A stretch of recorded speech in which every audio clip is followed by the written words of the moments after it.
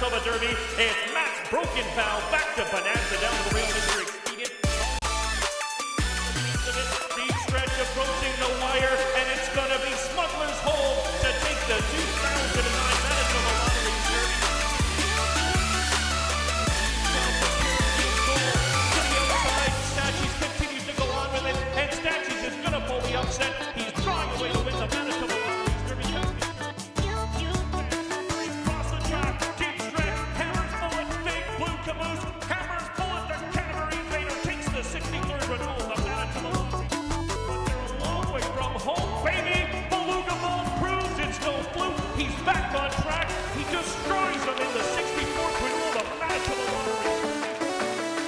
Narco, but Assembly Hall is going to get it done in the Manitoba Lottery's Derby. Second, enormous strides, Street Prancer coming to the wire. It's going to take the Manitoba Derby. Flashy Fuel wins six. One more try. Flashy Fuel is going to hang on. But it's inside straight. He's gonna do it in here. Escape quad trying to battle back, but Pineapple is the 16-pole. Sky Promise is gonna take in the Derby. Oil money. He can't go around it.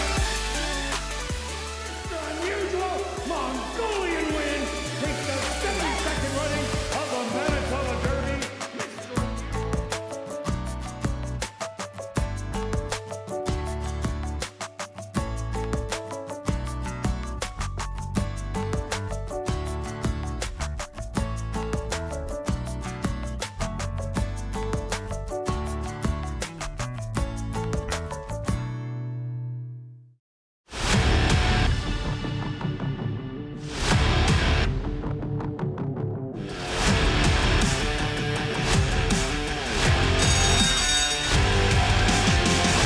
West Princess very far outside. Yeah, baby, she is gonna do it.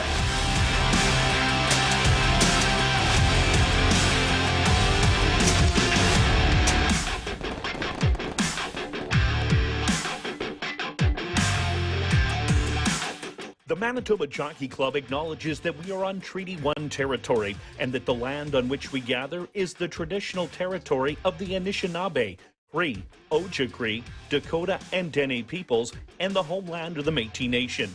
We pay our respect to the First Nations and Métis ancestors of this land. And welcome everybody to ASD Live, brought to you by Manitoba Liquor and Lotteries, day 29 on the racing calendar. Let's take a look back at last week's racing action. Who was hot? Well, on the jockey side, it was Fraser Abley and Chavi and Chow. Both of them scored the double, 2 wins each. And we had 7 different trainers getting the job done. So as we're over halfway through, Antonio Whitehall still on top by 6 over jockey Jorge Carreño. 1 back of them, Demario Bino. And on the trainer side, Jerry Gorno also up by 6 wins on Jared Brown, with Wendy Anderson, Shelley Brown, and Tom Gardapi Jr. all in the battle right now for second. Stretch, what did you see on the racetrack last week? Well, last week actually we had some of the quickest final times of the year. All three race days were above par. Tuesday was the fastest by a little bit, and then the Monday was then the second. Last week also, most of the races you had to be on or near the lead.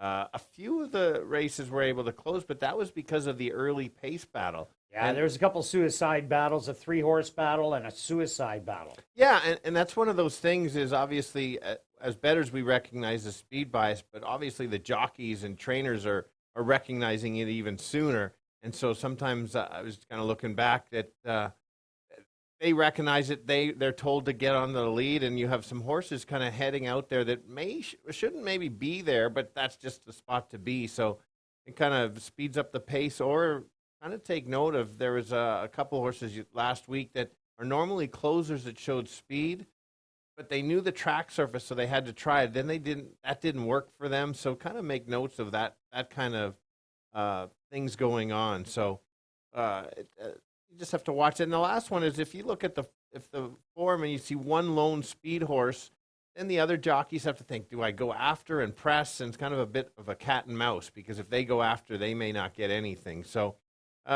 interesting. We've got good sized fields this week. No stake races, but a couple pretty close to stake races for sure.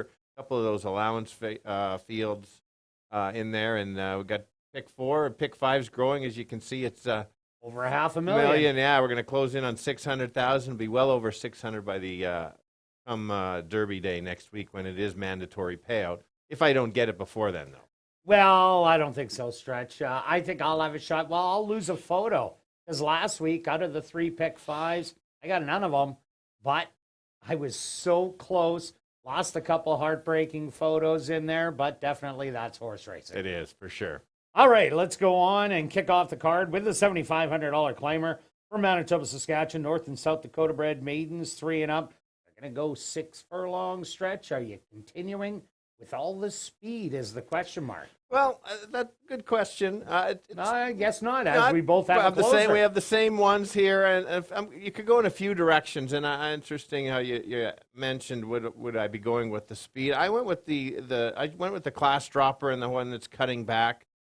This horse keeps showing a little bit of improvement each time out, and I just think the horse had to drop. You just kind of look at the top 2 horses in the last race at Val Defense are actually nominated for the Manitoba Derby. Now, they may not run, but it just tells you that what type of field that was. I don't think this horse is going to be that far away just because of the class. I think it's going to be in a stalking trip and kind of take over. Is that what you were kind of thinking? Yeah, I'm looking at Umma's Star, the 4, and GB's Turbo, the 5. I expect them to do the early battle, and if it doesn't play to speed today, I think Valid Defense gets a big cut in the weights, gets in at 114. That's 10 pounds lighter. Yes, it is only going 6 furlongs, but we've seen Fraser Abley take these horses with the lightweight and be able to rally down those big leaders. For sure. Let's go to talk about the 4.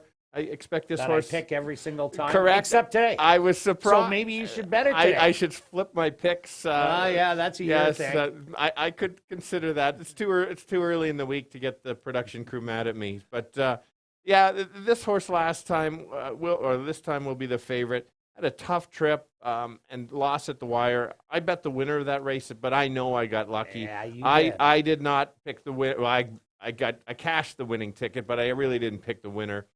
The key for this horse, I've been watching, and why I've been leaving this horse out as my top selection, is this horse seems to be goofing around behind the gate a bit of a handful, and then hasn't broken as well as it can. I think if this horse can relax and breaks well, it could beat our top selection. Is the favorite. We're trying to beat the favorite. And anything to add on your bad beat last time? Well, stumbled at the start last time, did lose a little bit, but ran absolutely huge. Got caught in the last bob. But I think GB's Turbo matches the speed of Umma's Star today. So I think he's going to be softened up on the front end. Okay, that's fair. That's why it's the second. And we both have the 5 as the third one. Again, another dropper. I always like when they show speed and then they drop in class. I've got to throw out that last race. If you look the previous 2, that puts this horse right there. I think you might get a price because everybody might look at that 4 last performance. So for me, it's 3, 4, 5. Yeah, I think they'll bet this horse. I took Valid Defense over GB's Turbo. They have beaten each other before, but GB's Turbo beat Valid Defense when it came in with a fitness advantage. Then they switched it around. Now an extra 10 pounds off, and that's why I lean to the 3, and we both have 3, 4, and 5.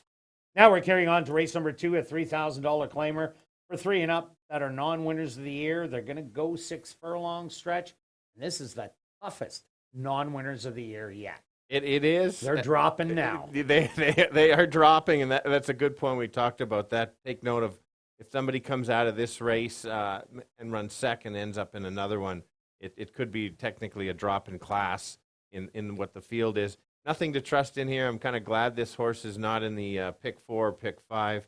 Let's go to the 5 as my top selection. This horse needs to drop. If it runs back to last year's form, then watch out. This horse could be tough to beat. I think this horse doesn't need to be on the lead, but might end up just by the class. So because Carino does at times like to send horses that just gets the lead and kind of keeps going. So it's one of those, unsure how the race shape's going to go, but I'll take the class dropper, base it on his performances from last year and hope, because he was showing speed against Bite the Bullet Bro and got in front and was in a duel there. And my second selection, easily, this is interesting. You took this horse maybe in last time, didn't you? Oh, I did it 30-1 and had the lead late, and lost another photo. So maybe I should flip my picks again and put the 3 on top. This horse, for my numbers cases, this horse ran the best last race in the field. If it runs back to that race, watch out. I think you're not going to get your 30-1 or so, but horse certainly can be there. The horse is 11 years old. That's tough. Can they come running right back? It's possible, but you've got Antonio up, so another reason maybe the horse is on the upswing. Just kind of look. The horse hasn't run in 2 years, worries me a little bit why it's my second selection. And the third one, 2 horse might end up being the favorite in here. Has shown something in each start. Kind of presses, does the cut back. Absolutely, certainly can win. Wouldn't be a surprise. It's just this could be the big favorite of the race, and I don't want to take a big favorite in this tough non-winners, untrustworthy kind of field.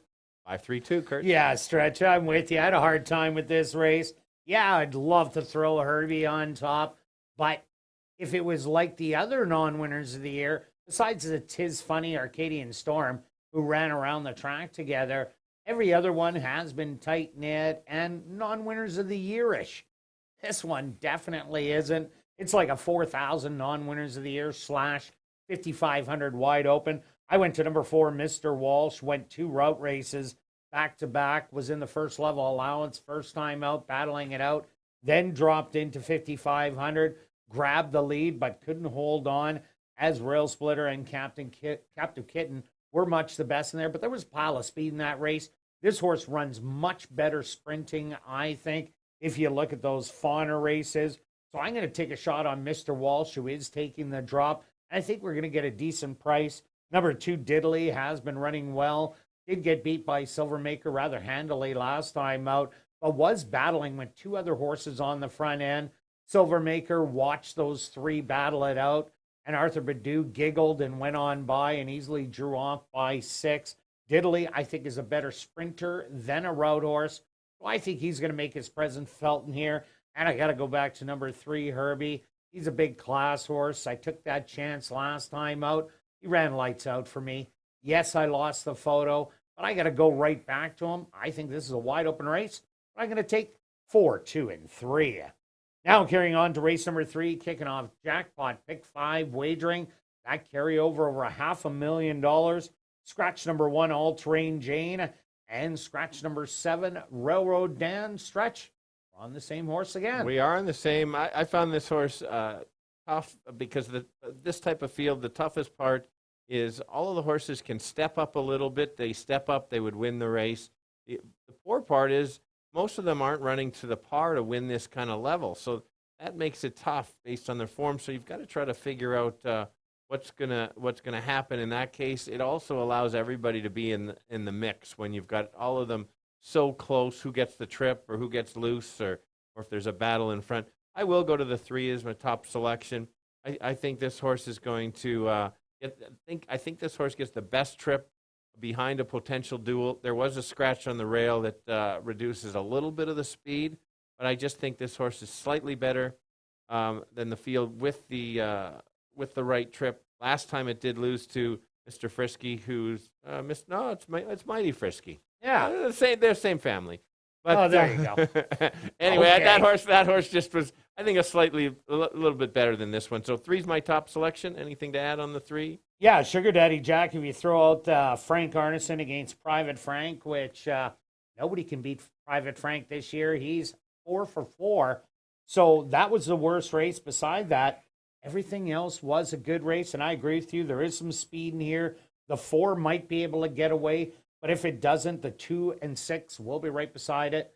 So there could be a little bit of a battle to set up for Sugar Daddy Jack. For sure. I did go to the 6 as my second selection. It got caught up in the duel last time. I think that there's a chance that this horse might just stalk instead of being an all-out duel. I like that sometimes this horse was dueling on the inside. Doesn't have to gun to grab the rail. Can just kind of sit on the outside press and then take over. And if the track is speed holding, this horse certainly could be there. And then let's go to the 5 as the improving horse. You look at that last race, nice last race, came off the pace. I think if you can get the same kind of thing, if a couple of them are dueling, maybe they're for the upset.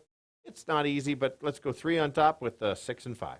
Yeah, I threw Get Up Early for second, the 4, just because last time out was duking it out on the outside. Now could get a dream inside trip if Living Sky, who now has the 1 hole, breaks a little bit slow, which the horses do about 30% of the time.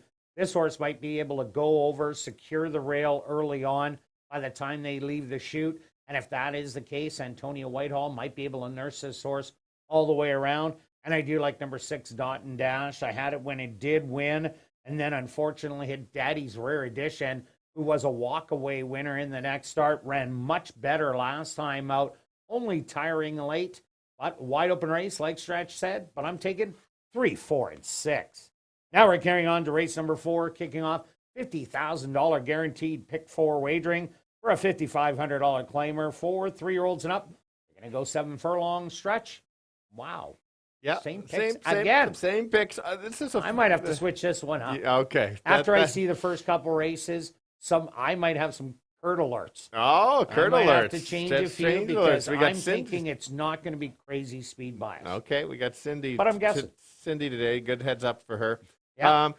This race, I think it's a fun one. You've got all types of claiming moves in here. You've got the droppers. You've got some running too tough. You've got others moving up in class after a good performance. And then others are just kind of staying in this spot. I think this is a borderline just above a 5,500 claimer with some of the ones in here. Yeah, 3 double droppers. Yeah, exactly. So let's go with the biggest, one of the biggest dropping in class horses here. Simply in too tough the last couple, especially 2 back against a stake. I'm going to call that horse a stake horse, and just been dueling. And so the last 2 back was such a good race, went a little too quick. I think this horse is well spotted. It's 2 for 2 at the distance of going 7 furlongs. Doesn't need the lead, but could get it if it wants to. I'm not expecting much of a price at all, but it is my top selection on that. Kirt? Yeah, I'm with you with this double drop. Jafafa last time out. He's looked like a monster this year. Quinto Sol, as you said, another monster that came from Alberta. Mr. Dazzle and Stay Happy before that. There is none of those types in here today. The question is, does it go battling with a couple other horses on the front end? Correct. That is the question. So that's why you need the 1 for sure in here. Also takes a drop in class, has been running decent races. I think this horse is back where he belongs, just in the right spot. Hopefully he doesn't get too far back, because usually this track isn't, you can't be the deep closers unless there's an all-out duel. Should get the, hopefully the rail trip or be sitting in the right spot. Doesn't get too far behind, and the 1 maybe gets caught in a duel. Could get the upset and pick up the pieces late. Yeah, I think he'll get a dream stalking trip, as 2, 3, and 5 are all need the lead types. Looking high with that rail draw, going 7 furlongs. Neville Stevenson, he likes getting them forward in the race. I think this horse will get a dream trip in here after going against some really tough ones. For sure. My kind of longer shot, which 5 to 1 anyway, is the 6. Was flat last time. We both like this horse based on the previous race. If you look at this level, 2 back, horse lost by a head, but was the best in the race. 2 of the 3 back, this horse is right there. I'm hoping it can turn around. Kurt's jumps ship, so that's a good thing. 2-1-6 for me. Yeah, the other horse I like, number 4, Silvermaker. Yes, it's on the way up. I just really like how this horse absolutely destroyed him last time. 2 outs ago, straight to the front.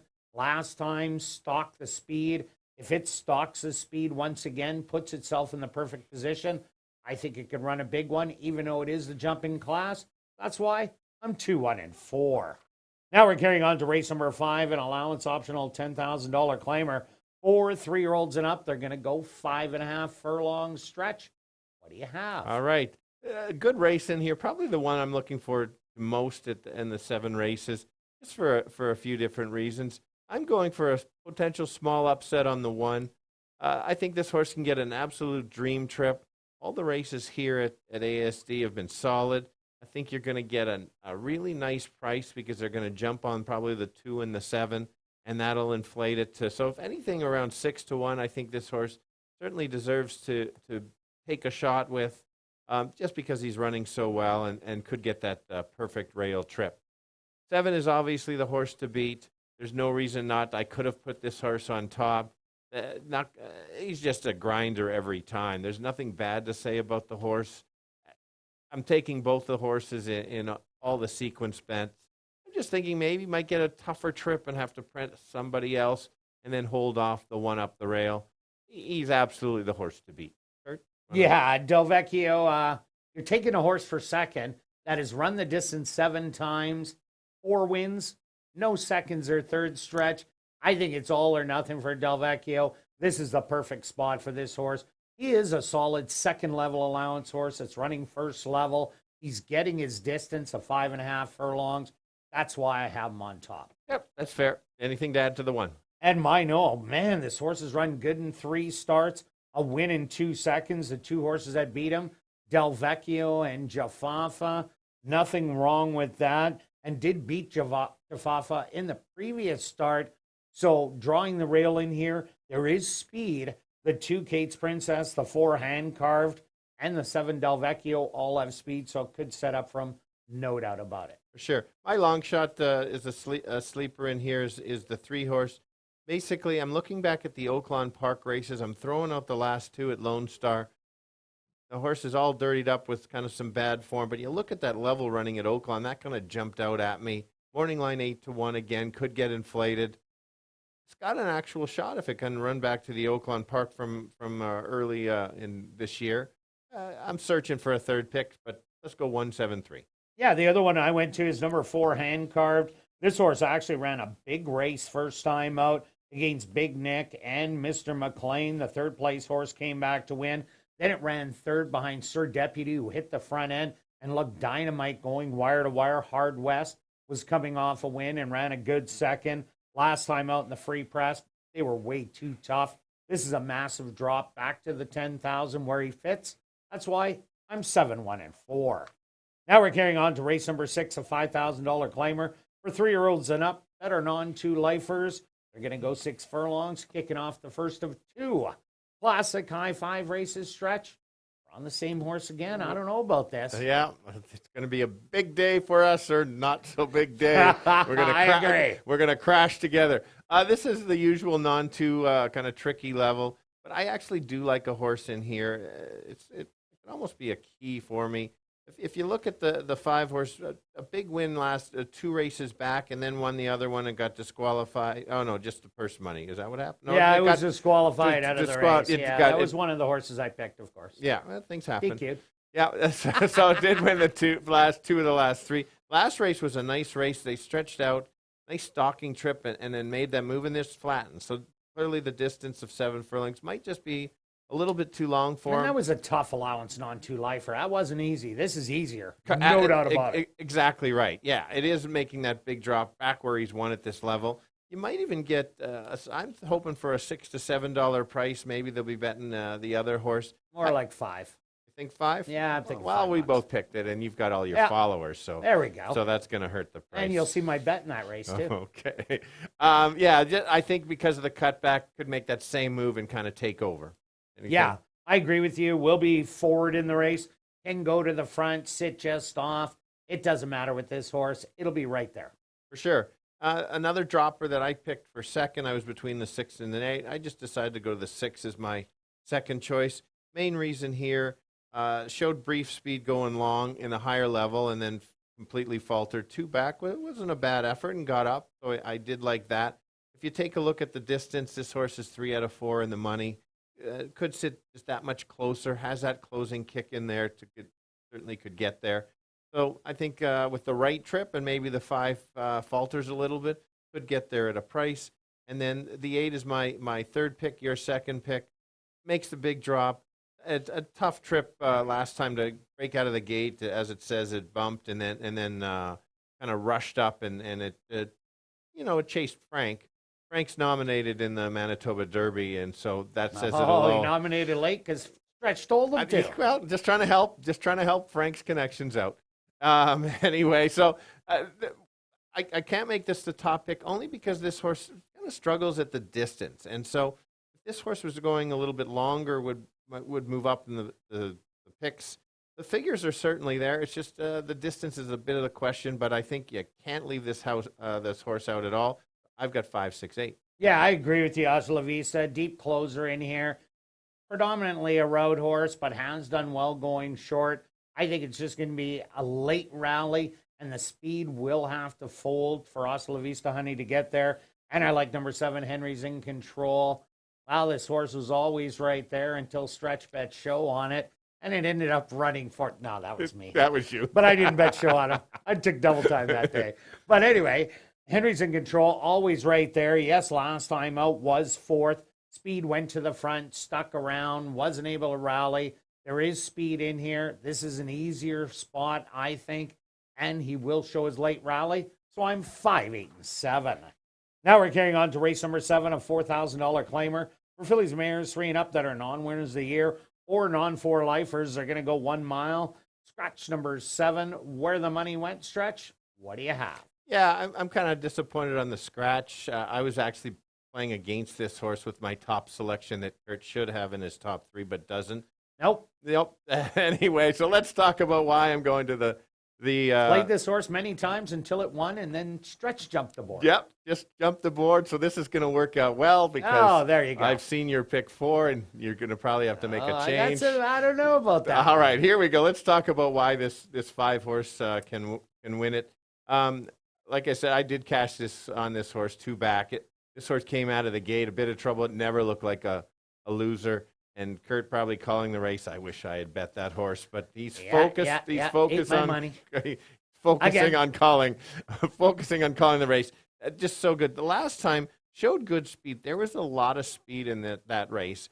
Favorite is I like that horse favorite because of so much speed. Favorite's a deep closer and got that because they went so fast so early. I don't think there's as much speed in here.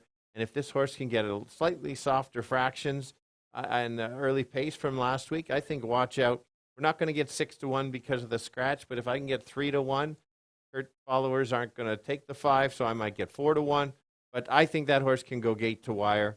And then the 1 is my second selection. That was, in fact, my third selection because it moved up with the scratch. This horse absolutely looks better going 2 turns, and I think that's going to help. If the 5 falters, this horse certainly can take over. And my last one is kind of the best of the rest. Same kind of thing. Had the track, 1 start over the track, and then had a workout. Certainly can come in. Does belong at the distance. 5, 1, and 8. Yeah, I think there's a little more speed than just the 5 in here. Number 1, Say It All, and number 2, Sappora. Both of them have some early foot. Say It All had to go against Liaison Tune and Cyclone Sorority last time. That was such a tough race. And Say It All was able to stick around for a 4th place finish, but had to keep going every step of the way. This mile race, the horse will be able to show its natural speed. Can just sit anywhere it wants. Draws the inside. Chavi and Chow had a great week last week, and this horse shows a real big win going around 2 turns on its form. I also like number 8, Streamer. That's a horse out of the Bruce Sanderson barn. He finally cracked the goose egg last week. His horses have been running all well, but he just hasn't won some photos. But he got 2 of them home, and I think Streamer could be that kind of a horse. Ran for 5,500, ran evenly in there, got beat by less than 4 lengths off that. Has a workout since. I think this horse will move forward, and it will be sitting behind the speed. And my third selection in here is number 4, Wit 9. Here's a horse that'll be sitting probably dead last in the field, but I do like that the Bug Boy's on it. And if there's too much action up front, you might just mow them all down at about 30-1. So let's throw that one in there. I'm 1, 8, and 4. Good luck with all your wagers this evening. I'll be right back with the changes on on this evening's card of racing.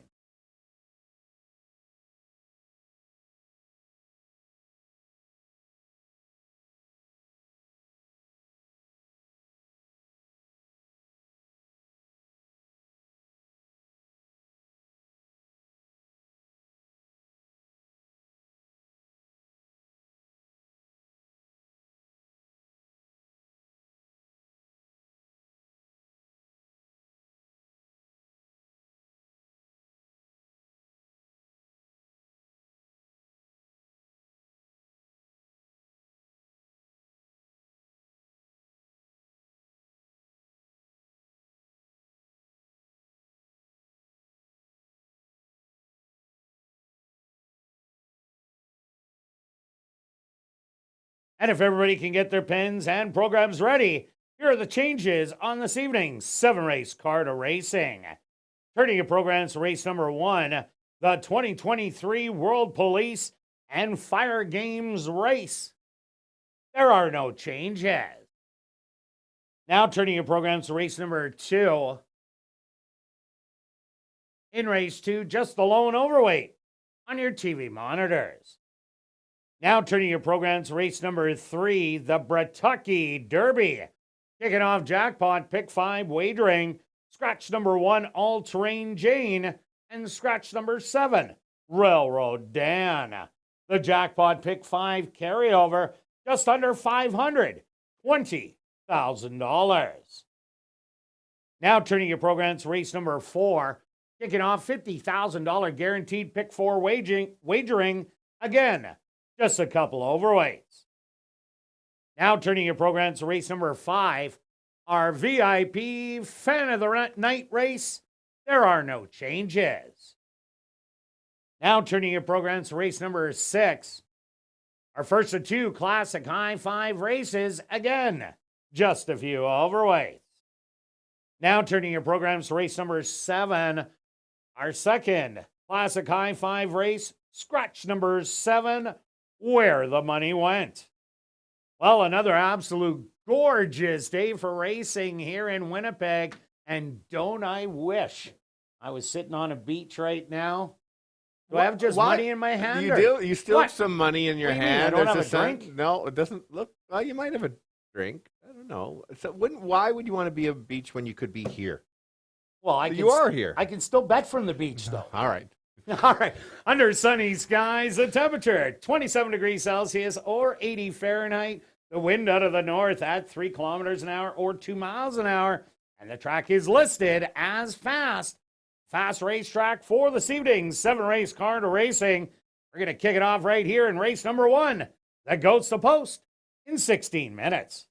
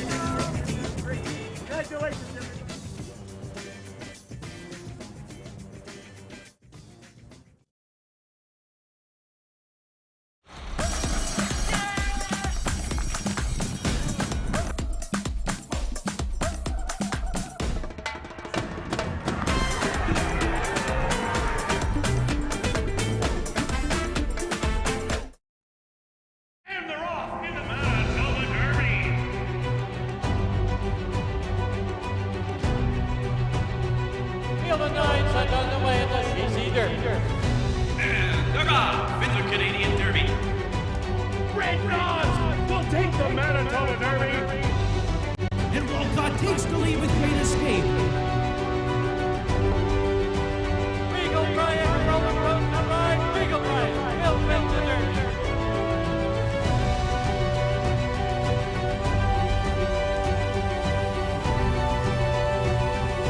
And great escape winning the Canadian Derby.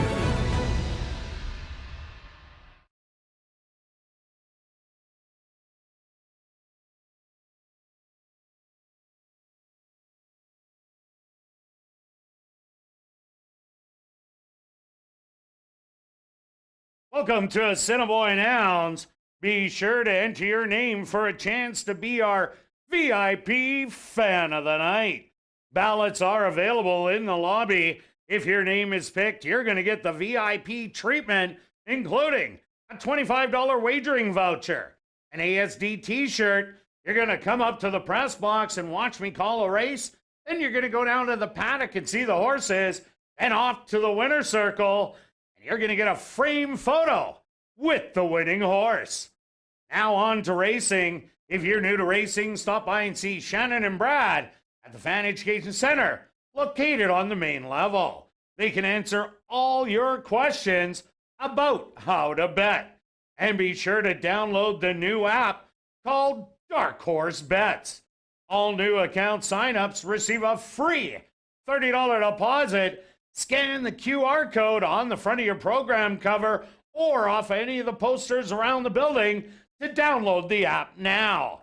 Have a great night of racing.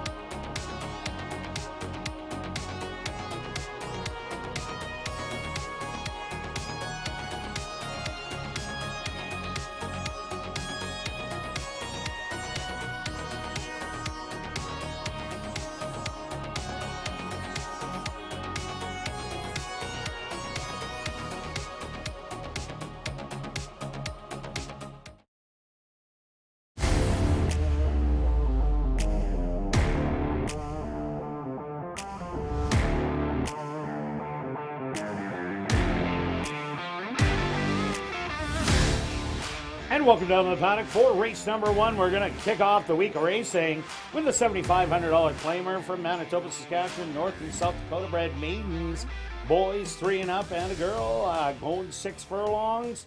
Actually, it's just boys. Stretch, what do you got in here? Oh, there's one girl, the 6. Oh, yeah, there is. Okay, let's Pay start it forward. Yeah, exactly. Let's start with the 3. Julie's on the ball. That's both of our top. Julie's on the ball. Kirt isn't. Yeah, that's all good. We'll figure it out. It's the first. All right, first no step. problem. Okay, so Warming up. I'm kind of surprised Kirt went to the 3 because he's always on Amistar. But let's start why I like the 3 so much. This horse is running maiden special weight against a bunch of pretty good horses. Hasn't been embarrassed. Uses your rule of within 5 lengths the last start, going 7.5. Mentioned it. Viral was actually nominated for the Manitoba Derby. Whether he runs or not, was nominated. Tells you that the pretty good field. Figures are there. As long as this horse sits close enough and doesn't get caught too far back based on how the track has been playing, I think this makes the right drop to the right spot. Certainly can stalk and take over. Oh, yeah, definitely can. This horse beat GB's Turbo once, and GB's Turbo did beat Valiant Defense. So the 3 and 5 are a little interchangeable in here. Another horse I do like, number 4, Amistar. This horse has had a few bad breaks in the gate and has costed big time at the wire. Lost by a head last time out after stumbling, was bumped the time before, made the lead and was caught late by Sugar Daddy Jack, and even ran a great race against Mighty Frisky first time out. If Amistar gets loose, could be gone. Agree. it was the winner last time. We've just had all of that tough races. So that would be mine. And the third selection would be the 5 GB's Turbo, which this horse certainly can stalk 2 and 3 back. This horse can certainly be right there. You're going to get a price because that last race didn't look very good. I'm going to give him another chance as a workout since, but maybe they made some adjustments. Yeah, I'll talk about the filly, number 6, Pay It Forward. She was in a crazy tough race. I've got all night. That winner, she was meant to win that race. She looked absolutely dynamite. This is a huge drop in class. She is going against the boys, but I'm throwing out that last race. I'm giving her a small shot, and you're getting 9-1. For sure, the top 2 were combined. The third place was 14 behind. The one horse along the rail has been in this condition. Doesn't like to break very well, but maybe today is the day. Does get post 1, so that'll hurt a little bit. But the right trip, if the others don't fire, certainly could be in there somewhere. Yeah, number 2, Royal Commando. They put blinkers on last time out, and that did sharpen Royal Commando's speed, but wasn't able to stick around, was beaten by the 4 Star and number 1, Keystone Cash. So this horse will have to definitely step it up to get in the top 3. Let's go to our wagers here in race number 1. Stretch, what do you have? Well, I'm surprised on the price, but I'm still making the bet right now. Maybe somebody also jump ship. $15 to win on the 3 and $30 to place on the 3. And myself, I have the 3 too. I'm going after the early daily double. I'm taking the 3 in here with the 3-4 in race 2. I'm betting a $10 double for 20. Good luck with all your wagers here in race number 1, and we'll see you back for race 2.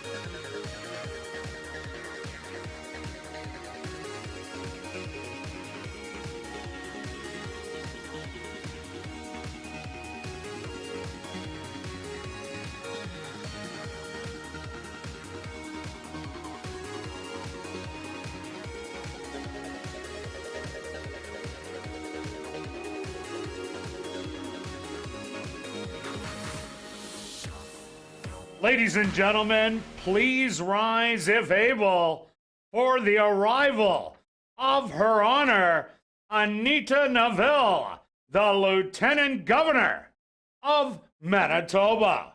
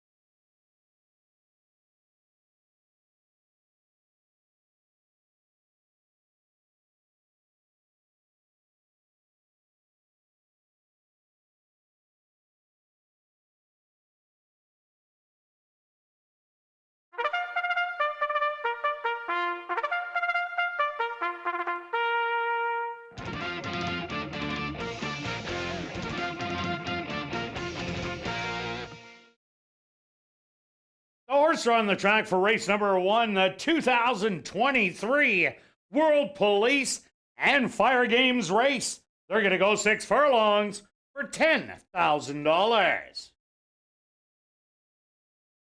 Number 1 is Keystone Cash, owned by Sylvia Harabchak, trained by Devin Gittins with Ronaldo Cumberbatch. Number 2 is Royal Commando, owned by Oslin and Christina Bell, trained by Shelley Brown with Sven Balrup. Number 3 is Valid Defense, owned by Wendy Anderson and Keith Wright, trained by Wendy Anderson with Fraser Abley.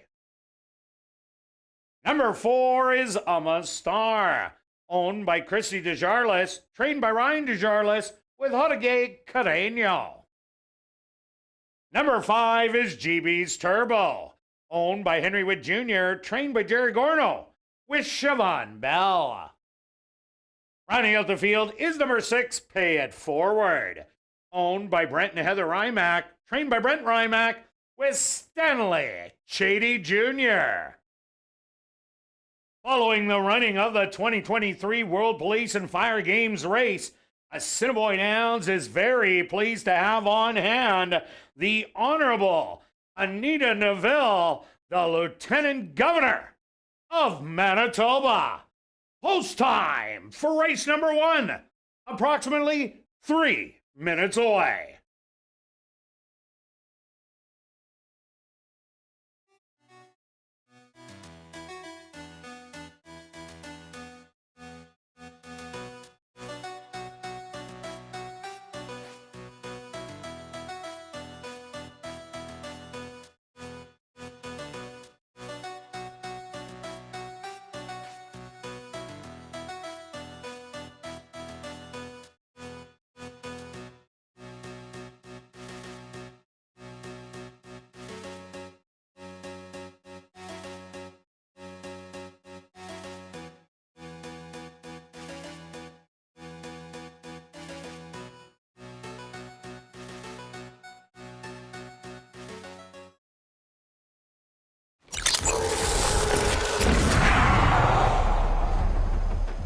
It's now 2 minutes to post time at ASD.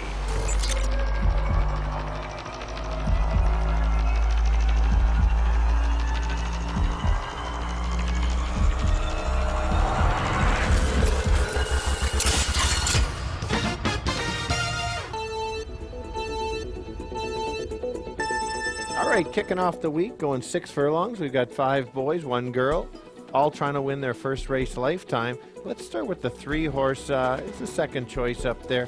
It's dropping in class, racing some of the top maidens at that time, horses that hadn't won. Has run evenly, cuts back. I think with the right trip, this horse certainly can be right there. The others to consider is the 4-horse. He's been running so well lately, as 4 of the last 5 races second. Always seems to find trouble. No trouble today. Could finally win it. And don't leave out the 5. That's also a dropper similar to the 3. So I'll give you 3, 4, and 5. Kirt? Yeah, Stretch, I'm with you on number 3, Valid Defense. I think the 4 and 5, they're going to battle it out early. So if that does happen, Valid Defense has been testing some real tough ones. Drops into this 75, the bottom level for the breeds. So I think this horse can run him down late. I do like number 4, Amma Star. Has been having bad luck at the gate. If he can get out there and be freewheeling on the front end, they might not catch him. And the 5, GB's Turbo, also taking the drop. Fits well in here. For once, me and Stretch are the same. We all like 3, 4, and 5. Good luck here in race 1.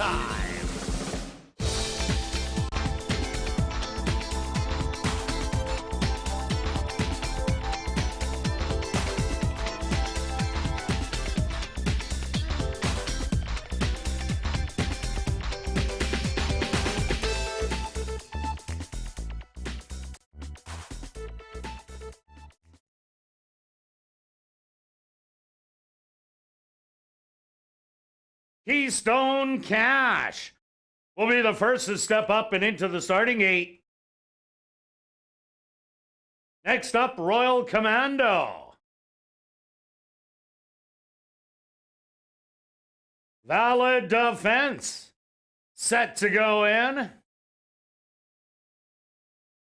The current 6-5 favorite, I'm a Star, locks right in. 2 left to load. GB's Turbo. And now just waiting on Pay It Forward to the outside. The field is set. They're at the post. And they're off. From the inside, Royal Commando showing some early speed with GB's Turbo in between horses. 3 wide, Pay It Forward. Sitting right behind them, I'm a Star. And then another length back to Keystone Cash and Valid Defense. A 3-way battle on the front through an opening quarter of 23-1. Now taking over, I'm a Star. To the outside, back to second, GB's Turbo. Pay It Forward, faded back to third, moving up the rail, Keystone Cash. Then it's Valid Defense and Royal Commando, the trailer. They hit the half mile, 46-3, and hitting the head of the lane, I'm a Star with a short lead. Valid Defense on the outside with the biggest strides, and Valid Defense now takes over. Back to second, I'm a Star, and GB's Turbo, a 16th of a mile to go, and it's gonna be Valid Defense getting the win. Second best, I'm a Star. Third's gonna go to GB's Turbo, and fourth to Keystone Cash.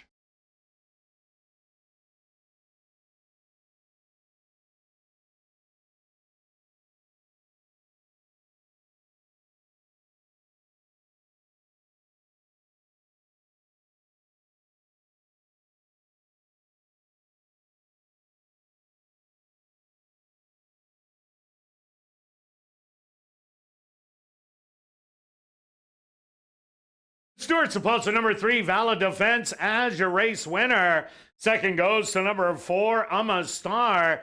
Third to number 5, GB's Turbo. And fourth to number 1, Keystone Cash. They went the opening quarter 23-1, the half 46-3, 5 furlongs 59-2. Time for the 6 furlongs 113-2.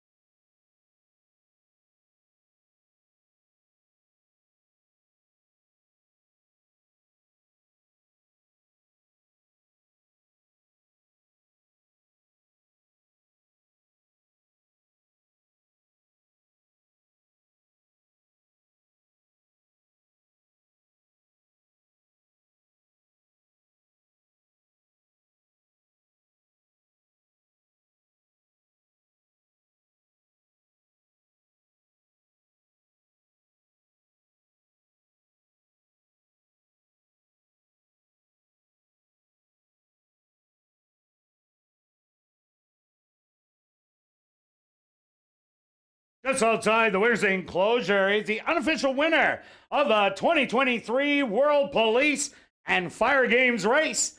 That's number 3, Valid Defense. Valid Defense is a big gelding, 3 years old, by a shin forward. Out of the mare, Talking Till Midnight by Broken Vow. Owned by Wendy Anderson and Keith Wright. Trained by Wendy Anderson and ridden to victory by Fraser Abley.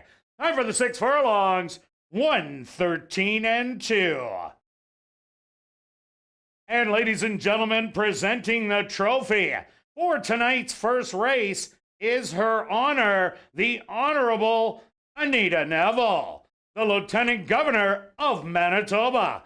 The Lieutenant Governor is accompanied tonight by members of the board of the 2023 World Police and Fire Games, including Elder Barbara Napanek, Dwight McCauley, and our very own CEO, Darren Dunn. Number 3, Valid Defense, was proudly bred right here in Manitoba by Cam Ziprick, Charles Fulliard, and Stefan Fulliard. Also upon this maiden-breaking win, Valid Defense got a blanket from the CTHS.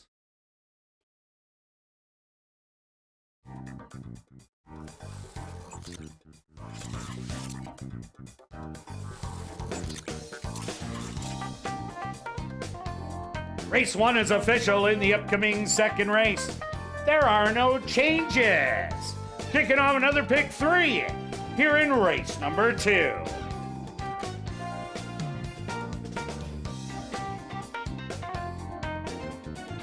Assiniboia Downs has introduced a new Chase the Ace weekly draw. The progressive jackpot is guaranteed at $5,000 if you pick the ace of diamonds. Tickets start at $5 and are available online at asdowns-cta.com or here in person at guest services or at the VLT cashier's cage. The draw will be made this Wednesday at 9 p.m., so get your tickets now. Proceeds to support community charities including Final Furlong, the Winners Foundation, Manitoba Indigenous Cultural Education Center, Indigenous Languages of Manitoba, the Manitoba Lung Association, Dream Factory, MAD Winnipeg, the Canadian Mental Health Association, the Manitoba Arthritis Society, the Manitoba Conservatory of Music and Arts, and the ALS Society of Manitoba.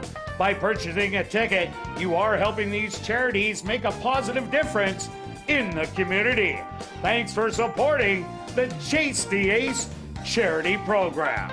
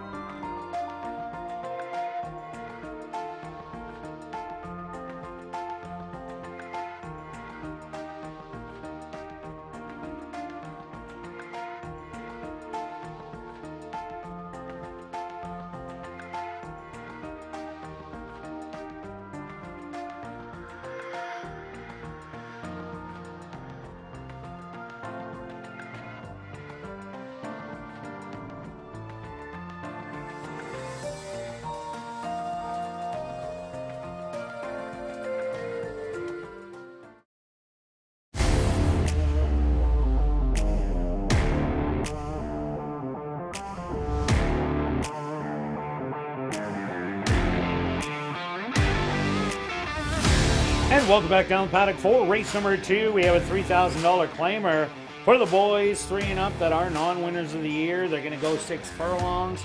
Quick look back at race number 1. Well, Stretch, we both like Valid Defense, but didn't like the price in the end. No, a little surprised. Just the sharp bettors were on it and recognized saw what we saw. Full credit to the rider there on how good that. I just was watching him because obviously I had bet him.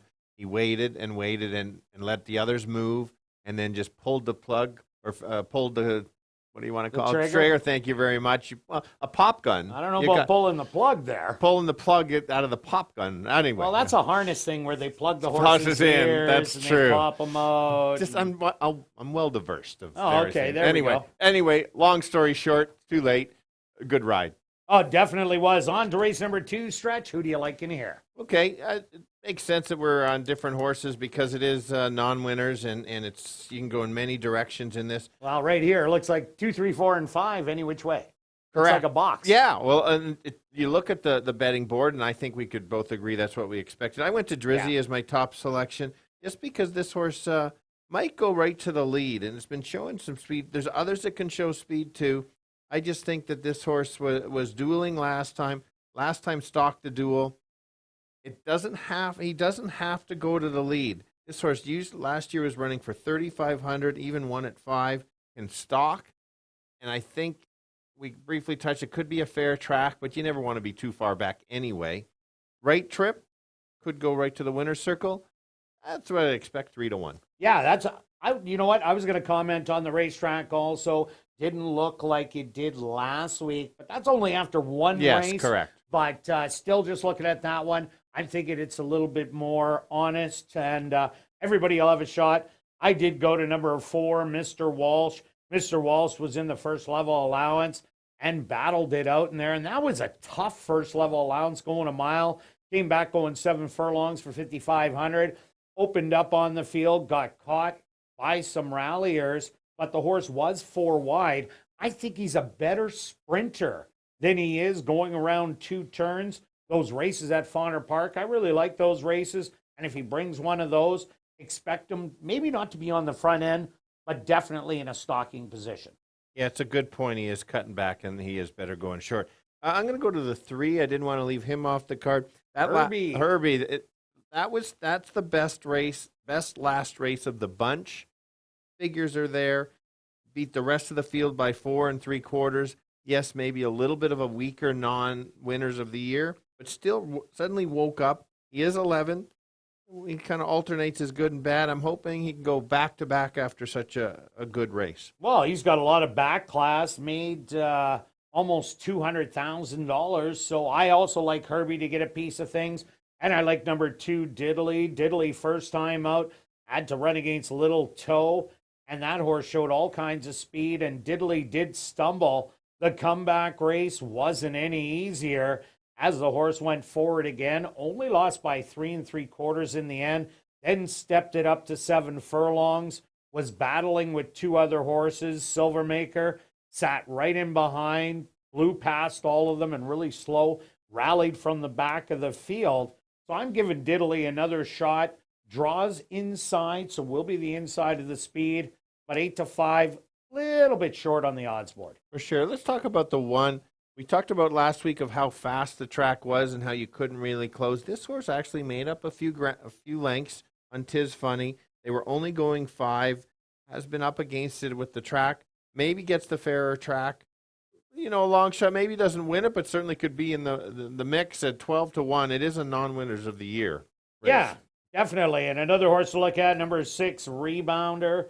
Rebounder has started here at the Downs only once. That was going 7.5 furlongs and had the misfortune of running into my Cowboy, who was a speedball, and that horse was tough to catch going around 2 turns.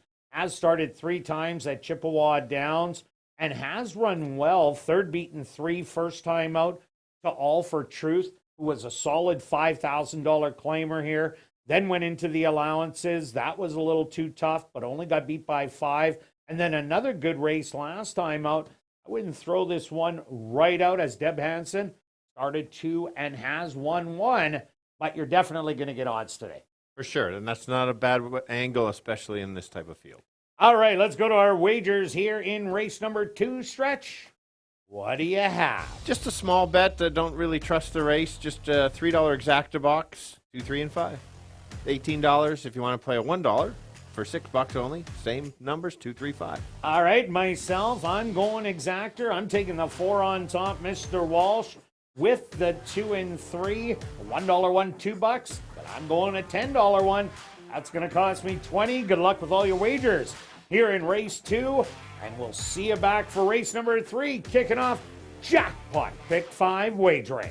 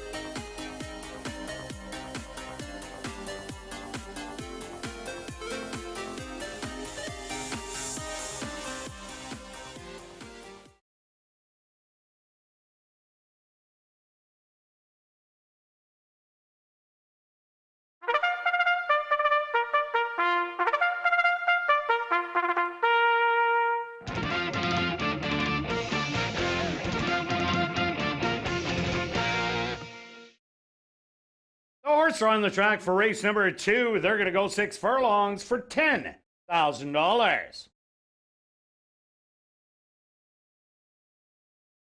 Number 1 is Freudian Sip, owned by Silver D Stable, trained by Shelley Brown with Fraser Abley.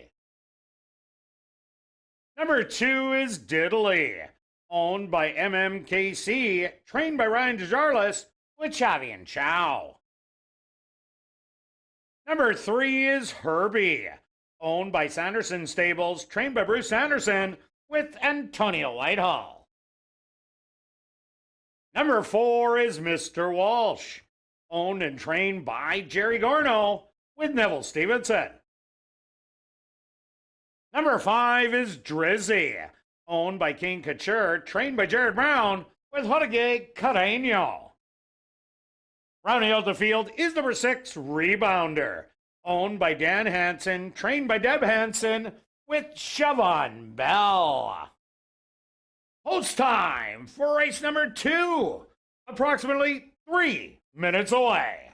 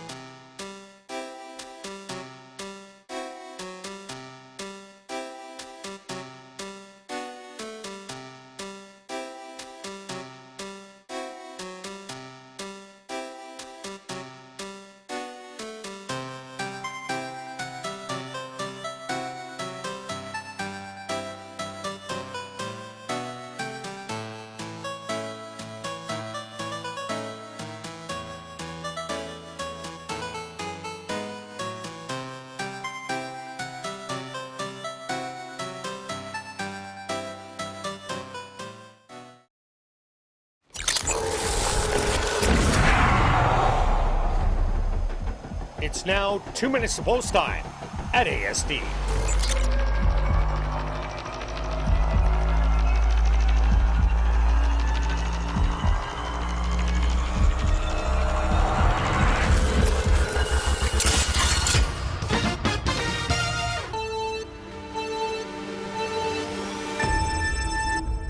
All right, here we go. The boys going 6 furlong in an absolute wide open race. You take a look at the betting board and you have 4 horses within a couple dollars of the win betting price. I've landed on the 5 as my top selection.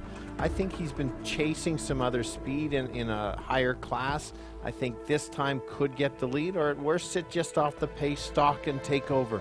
If he runs back to last year's races, watch out because he is better than this field.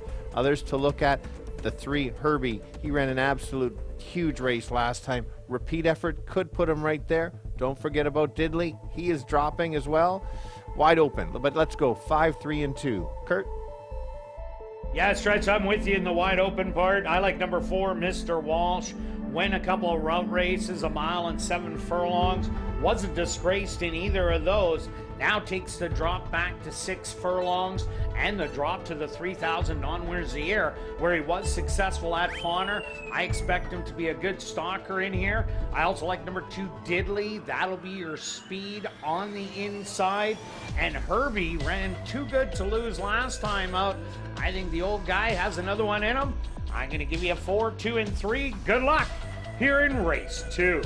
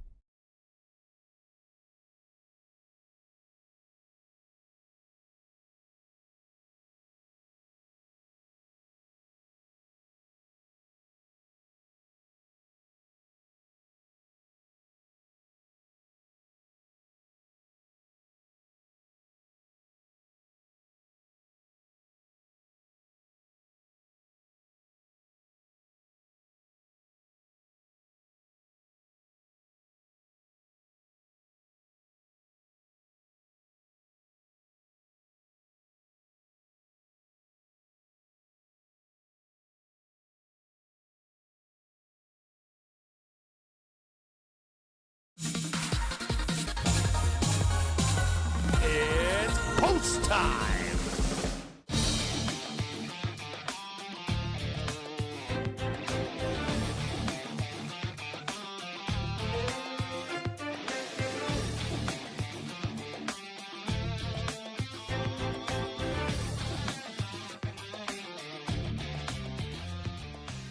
Freudian sip will be the first one in. Next up, the slight 2-1 favorite, Diddley. Herbie now walks in. Mr. Walsh is next.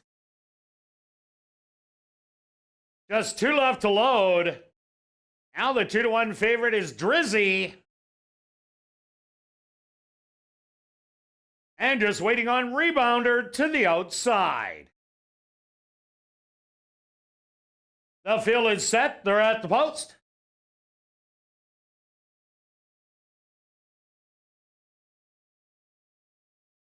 And they're off. From the middle of the track, that's Drizzy away well with Rebounder to the outside. Freudian Sip wants a piece of the front end and engages Drizzy. A wave behind on the rail. Diddley in between horses. Herbie, Mr. Walsh 3 wide. And now Rebounder is the early trailer. 4 lengths off the lead. The opening quarter, 22-4. And it's Freudian Sip. Herbie in between horses. 3 wide, Drizzy, and 4 wide, Mr. Walsh. Diddley settled back, and Rebounder picking up horses from the back. They're still battling it out after a half mile in 45-4. They hit the head of the lane, and Herbie with a slight lead. Drizzy to the outside. Rebounder gonna try and split horses late. Drizzy with the lead. Rebounder trying to get through, but this is gonna be Drizzy, who is gonna win it by a length. Rebounder second best. Third's gonna go to Herbie, and fourth to Mr. Walsh.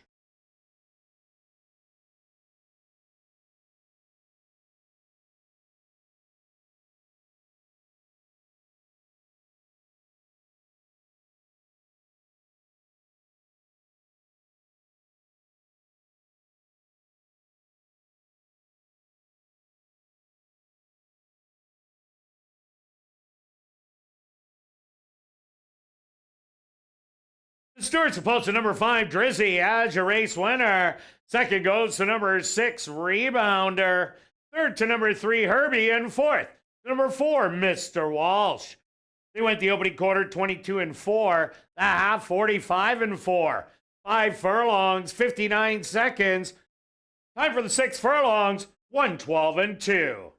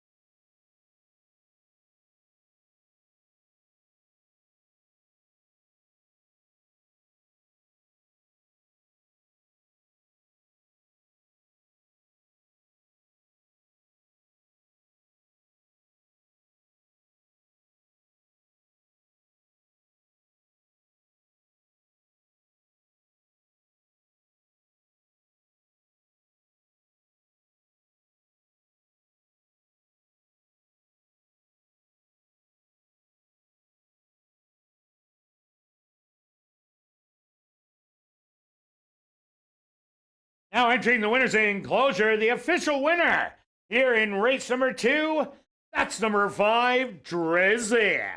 Drizzy is a big gelding, 8 years old, by English Channel. Out of the mare, Grant Marty a Wish by Beautiful Crown. Owned by King Couture, trained by Jared Brown, and ridden to victory by Jorge Carreño. Time for the 6 furlongs, 112-2.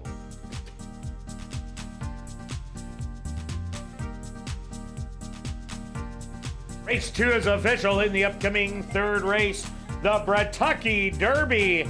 Kicking off jackpot, pick 5 wagering, scratch number 1, All Terrain Jane. And scratch number 7, Railroad Dan. We'll carry on with the rest of the changes in this evening's pick 5. No changes in race 4, 5, or 6. Turning your programs to race number 7, scratch number 7, Where the Money Went. The Kentucky Derby. Here in race number 3, they'll go to post in 18 minutes.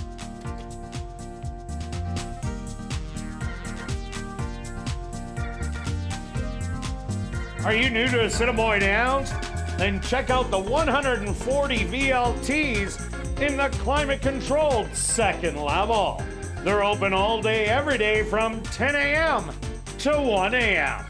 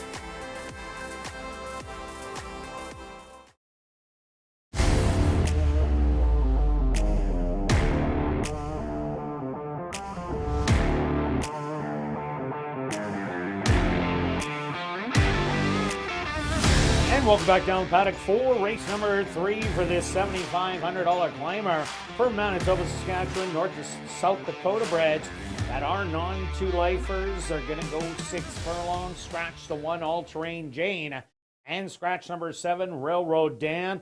Quick look back at race number 2, stretch, you're 2 for 2. Yeah, it was a good ride by Carino. We recognized it had to be close to wanted to be close to the pace. The others were kind of chasing. Now, that being said, they were still battling. They were bad. They were good fractions, but the 6 came from the back. Great ride. Great. Ran out of ground. Yeah, for sure. Mark that one down. It was a good. I think it's 2 races, but I'm going with an early outcome, fair racetrack. I agree 100%. On to race number 3, stretch. What do you like in here? All right, let's go to the 3 as the top selection. It's your top selection as well. The key for me is I think this horse has run 2 of the last 3 races quite good. The horse that did lose to Private Frank, everybody loses. Everybody has lost this year. Yeah, so even that race wasn't too bad. I like that this horse can stalk. I like the last race. Mr. Frisky, I'll get it right, Mighty Frisky. Got it wrong before. Why not keep going? Just maybe a little better trip, maybe a little better horse. This horse pulled away 2.5 lengths of the rest. I think a nice stalking trip can take over and get the win. Yeah, there was a big battle in there, even though it was a 4-horse field. They were battling hard on the front end, and Sugar Daddy Jack took advantage of that, sitting dead last. But if a horse is going to shake loose in here, I'm thinking it's number 4, Get Up Early. Showed good speed 2 outs ago against Daddy's Rare Edition, and that ended up costing him all positioning. And you see the horse that ran second was Mighty Frisky, came back to win. And even the mare Just for Charlotte came back to win in her very next start. Last time out was duking it out on the outside, but now draws inside today. And if I think Get Up Early does have enough early speed, if they get out there and slow it down a little bit, they might not catch him. Yeah, that's her running style. That's how she can win it. You're getting 9-1, kind of betting that she gets loose. I think that the 6, that's why this horse is my second selection. I think he can stalk. Last time was dueling on the inside. I kind of like this horse to stalk or press on the outside and kind of take over, kind of like in the last race with the 5. Same kind of trip. Would have to hold off the closer, but this horse, 3 races again, 2 pretty good starts. Yeah, no doubt about it. Another horse to look at in here, number 5, Shotgun 1. You get Jared Brown looking for 2 in a row. This horse was second and third in its 2 previous starts. Was beaten by Sugar Daddy Jack and Dot and Dash. But last time ran a really good race running down the loose Star, getting up in the final strides. This just might be one of these horses that get better with each start. That was only the 4th lifetime start. So there still is room for improvement. And right now is taking a lot of money at 2-1. Yeah, no, I agree with you there. And then the filly in the race is the 2 horse that you can't leave out either. Ran against the boys last time. Ran Teke Gold. Was a girl. Takati Gold, yeah. Went to the front easily, wire to wire. And just seemed to wake up. And so that was a fast track. Now you're dropping back. If the last time this horse was in the exact same condition, ran a nice second, runs back to that race, is certainly in the mix, especially if there's a battle. I'm not sure. Do you think this horse is going to go to the lead? Well, I think it's going to be in a stalking role just because of post position number 1.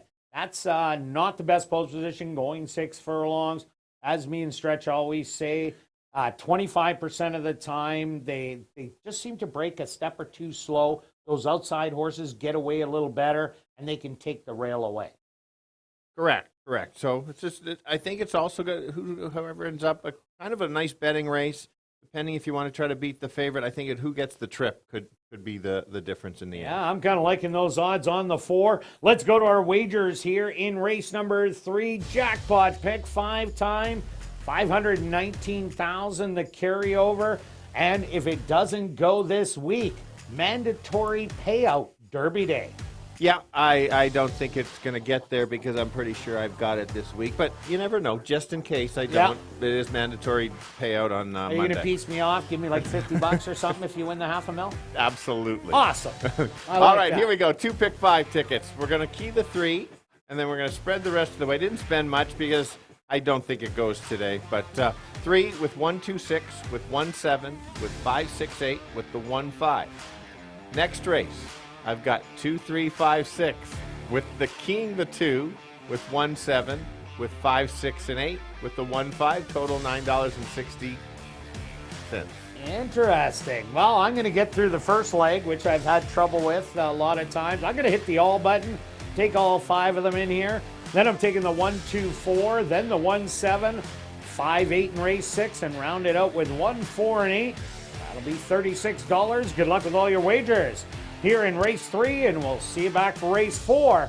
Kicking off $50,000 guaranteed. Pick 4 wagering.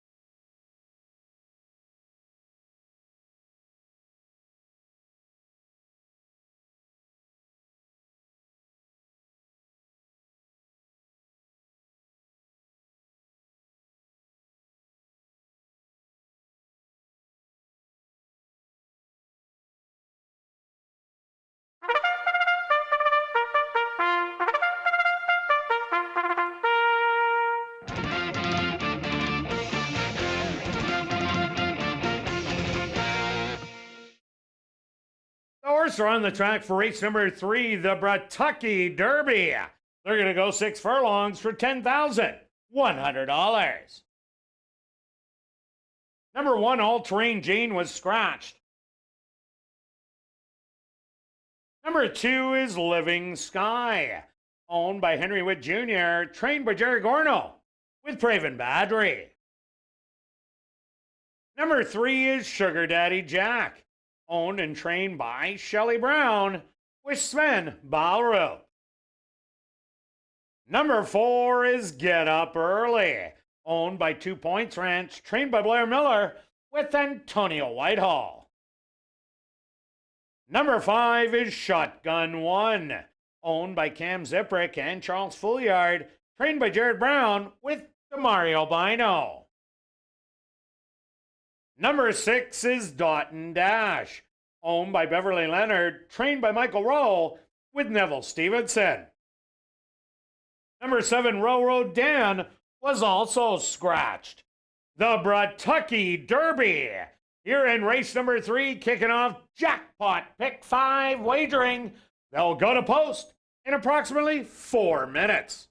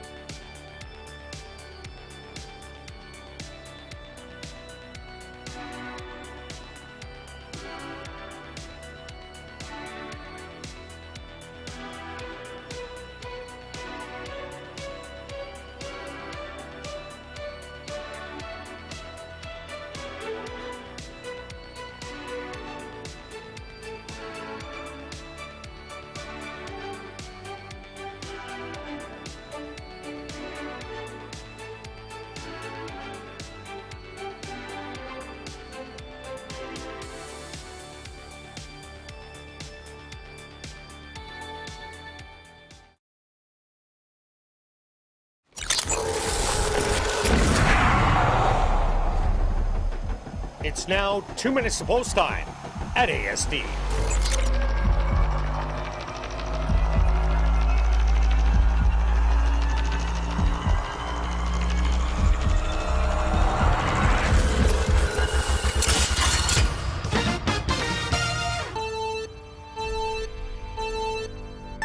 All right, we've got 4 boys, 1 girl, going 6 furlongs, kicking off the pick 5 that's closing in on 550,000. I'm going to start on the 3 as the current favorite.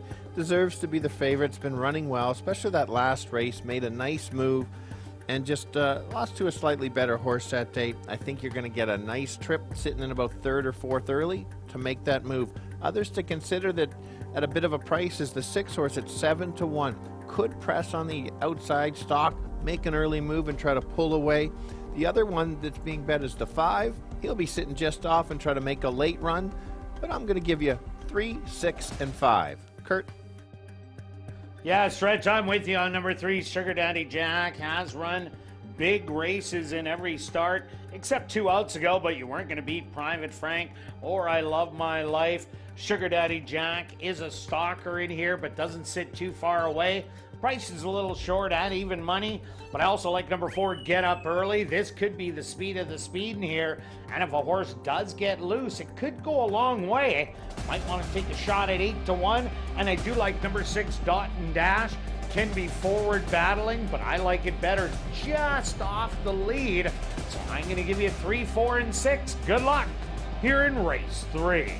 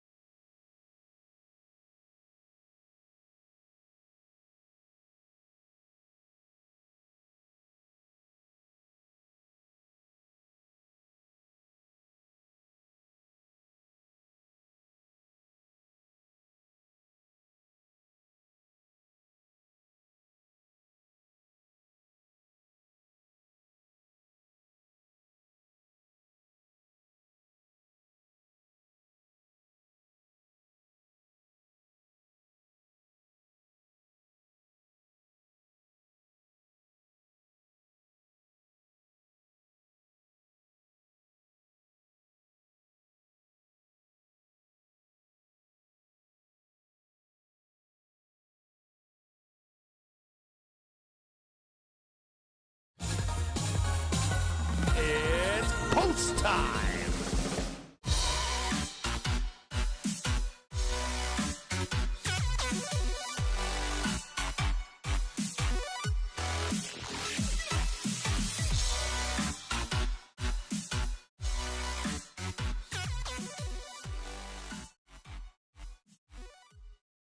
Living Sky, the lone filly in the field, first to enter the starting gate. Next in, Sugar Daddy Jack.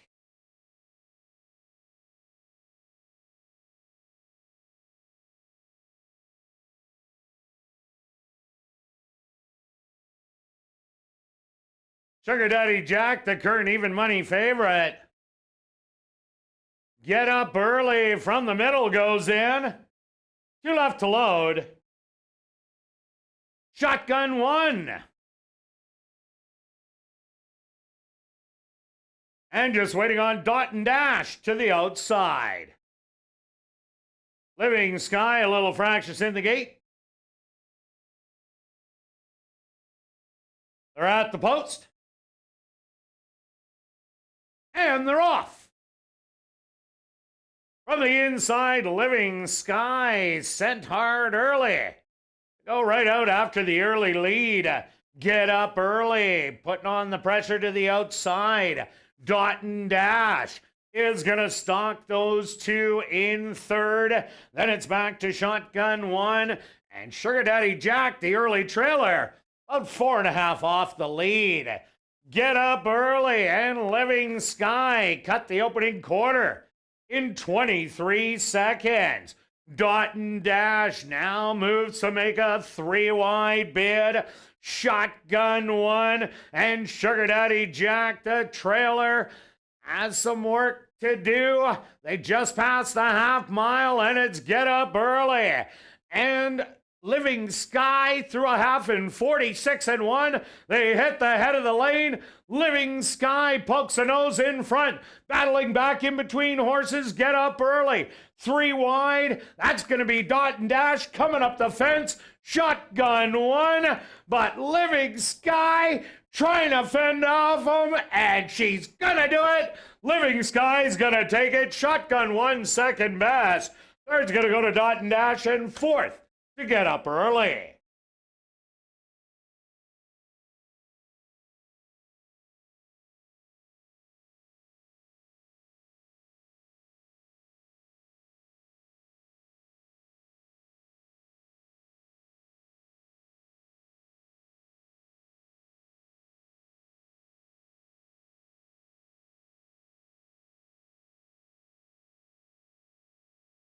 Stewart's supposed to number 2, Living Sky, as your race winner. Second goes to number 5, Shotgun 1. Third to number 6, Dot and Dash. And fourth to number 4, Get Up Early. They went the opening quarter 23 seconds. The half 46 and 1. 5 furlongs 59 and 3. Time for the 6 furlongs 113 and 3.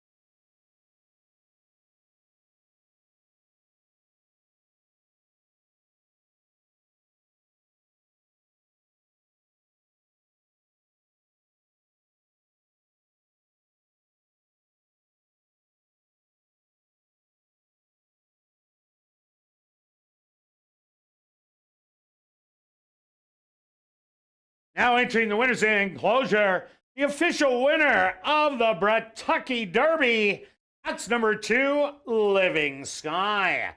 Living Sky is a Bay filly, 4 years old, by Edison, out of the mare Bodgett's Lady by Captain Bodgett. Owned by Henry Witt Jr., trained by Jerry Garno, and ridden to victory by Praven Badry. Time for the 6 furlongs, 1:13 3.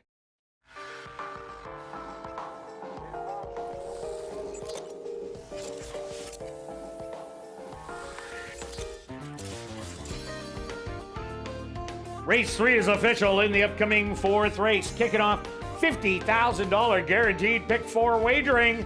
There are no changes. We'll carry on with the changes in the pick 4. Turning your programs to race number 7. Scratch number 7, where the money went. $50,000 guaranteed pick 4 wagering. Here in race number 4, they go to post in 16 minutes.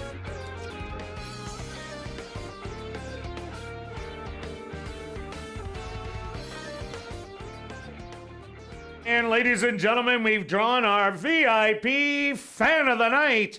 Congratulations goes out to Ron Smith. That's Ron Smith. You're our VIP Fan of the Night. Please report to guest services on the main floor, South End.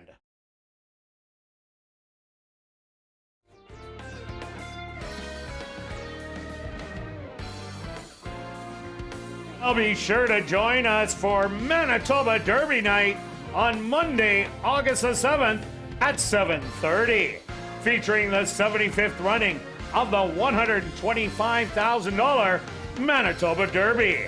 It's the first leg of the Western Canadian Triple Crown.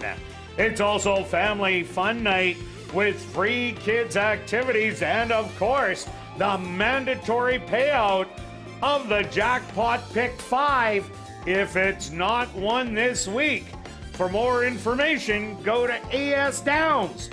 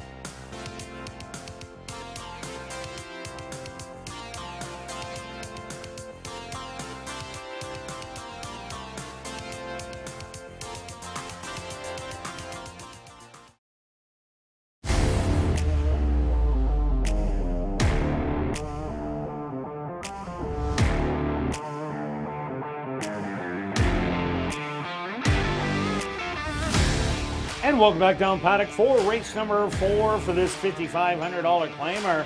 For 3-year-olds and up, they're going to go 7 furlongs, kicking off $50,000 guaranteed pick 4 wagering. Quick look back at race number 3. Well, Stretch, I picked the wrong speed in there. Yeah, well, that horse was the co-speed, your selection. The 2 just kept battling, the 4 good and clear. And when you make now back-to-back non-2s, the fillies or the girls have beat the boys, Takati Gold and then Living Sky. So something to make note if some of the other ones maybe jump in against the boys, giving them a little bit more, what do you call it, consideration. Yes. Because obviously at this point of the year, the girls are getting the best of them. Yep, correct. Okay, on to race number 4, Stretch, and as we expected, a big favorite. Yes, so this will determine what type of payout is going to happen in the pick 4. I think if this horse, the 2 horse loses, I think you're looking at a good price similar to last Monday. If not, then it's going to be like the Tuesday, Wednesday. I do like the 2. We both like the 2 as a top selection. Racing against them, just such good competition. This is the spot. Elton's dropping this horse pretty much right down to the bottom. Maybe could have tried to find a spot for 75 or 10. Yeah, it's not quite the bottom. Correct. It's not quite it's not quite the bottom, but there might have been. But if there's no race, 7 furlongs, this is his ideal distance. 2 for 2 at the distance. Look at last year's race on August 31st. Stalked 1 by 5 in a very similar or a tough condition. Was it ever? 2 back. This year ran a nice race. Only lost to Quinton Soul by 8, but everybody's lost by a bunch. Explosive was in the stake race. Ran 4th. Correct. So Jafafa just wins races. You see where Mino is in the next race. You can just see the competition. This horse has such a good running style that you don't have to be on the lead and recognize the situation and go. Yeah, I agree with you. And Chavi and Chow had an awesome week last week. Another horse we both like, number 1, Looking High. Had 2 starts at the allowance level. Lost to Grey Admiral, Gallon Oak. They just ran around the racetrack together and nobody was able to close. And then the next time it was Mano Dura stalking Gallon Oak. And they ran around, and Monstradamus was 3rd. But Looking High was beaten by 8 lengths in there, but no closers even got a sniff in that race. So Looking High with this double drop, if the 2, 3, and 5 all have a heated battle on the front end, Looking High just make an absolute dream trip. Agree with you. That's why it was my second selection. I went to Captive Kitten just because of just what you said with the potential pace battle. This would be the other closer. Notice in this race, 7 horses, you've got 3 different situations. You've got some moving up, some dropping, and this one kind of relatively the same condition. 2 back was the best horse in the race, but lost. 3 back did win a nice race quite handily. A little bit lower, flat last time. That's why I think I'm going to sneak a price on this one if there's a battle. Yeah, for sure. Another horse, if there's a battle, that's number 4, Silvermaker. Here's one that is climbing up the ladder. First time out, 2 outs ago, 1 for non-winners of the year, wire to wire. Then sat behind the speed and made it look real easy, drawing off to win by 6. I think it's one of these horses that are on their way up, where some of these are dropping, and just because it's on its way up and it can win any style, I think he's going to fit in this race. Yeah, that's a fair statement. Slowly starts to happen as the year gets into it. Let's talk about the 5. Have cashed a ticket on him at a couple big prices. Yeah, right after I picked him the previous starts. Yeah, I remember that. Yeah, that was awesome. It was good. Yeah, July 13th. Yeah, 23-1. Yeah, worked out well. Completed a pick 4. If we're not going to, let's move on. That's old news. Nobody cares. They want to know now. 25-1, similar price. He is a speed horse. If they let this horse go, this horse gets brave and forgets to stop. He's in a duel, that's a different story. Yeah, another one with speed is number 3, Roland 7. Showed that speed first time out, but Trumpum was just way too good for them. Came back, ran a bit of a flat effort there, but that was not an easy race with Del Vecchio, Mino, and Mr. McLean. This horse likes going around 2 turns, does get it today, but with all the other speed, I'm not sure if this horse will be banging it out, but I think it might try. For sure. And the 7 is moving up in class after a nice win, has raced at higher class. He is your stalker. He'll be closing from the back. Needs a trip, but you've got the right jockey that has been patient lately in winning races. Definitely. All right, let's go to our wagers here in race 4. Pick 4 time stretch. How many tickets? 6? Just 2 today. Oh, only 2. Yeah, all right. 2. They can't cover the whole screen. Let's go. Take a chance here. Just with keying the 2 in here, hitting the all with 5, 6, and 8 with 1, 5. That's 42. Another ticket, 1, 2, and 6 with 1, 3, 4, 7 with 5, 6, 8. Singling the 5 that you're missing on the ticket. I think you should talk to Cindy and mention that you want to add the 5 in your ticket. Just saying. But go on. Yeah, Cindy, no thanks. I'll take 1 and 2 in here, and then I'm going to take the 1 and 7, then the 5 and 8. Then I'm kicking out stretches 5, and I'm taking 5 others, the 1, 2, 3, 4, and 8. That's going to cost $40. Good luck with all your wagers here in race 4. We'll see you back for race 5.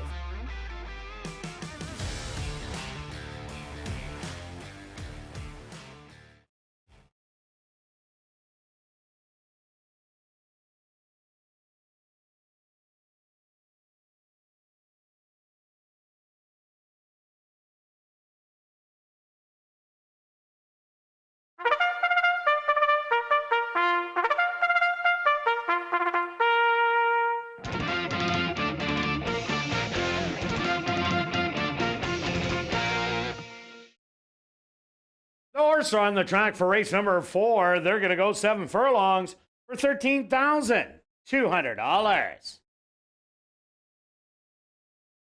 Number 1 is Looking High, owned by Henry Witt Jr., trained by Jerry Gorno with Neville Stevenson. Number 2 is House Limit, owned and trained by Elton Nicky with Xavi and Chow. Number 3 is Roland Sevens, owned by Roll the Dice Stable, trained by Murray Duncan with Hodegate Carreño. Number 4 is Silver Maker, owned by MGD Racing, trained by Jim Donnelly with Arthur Badu.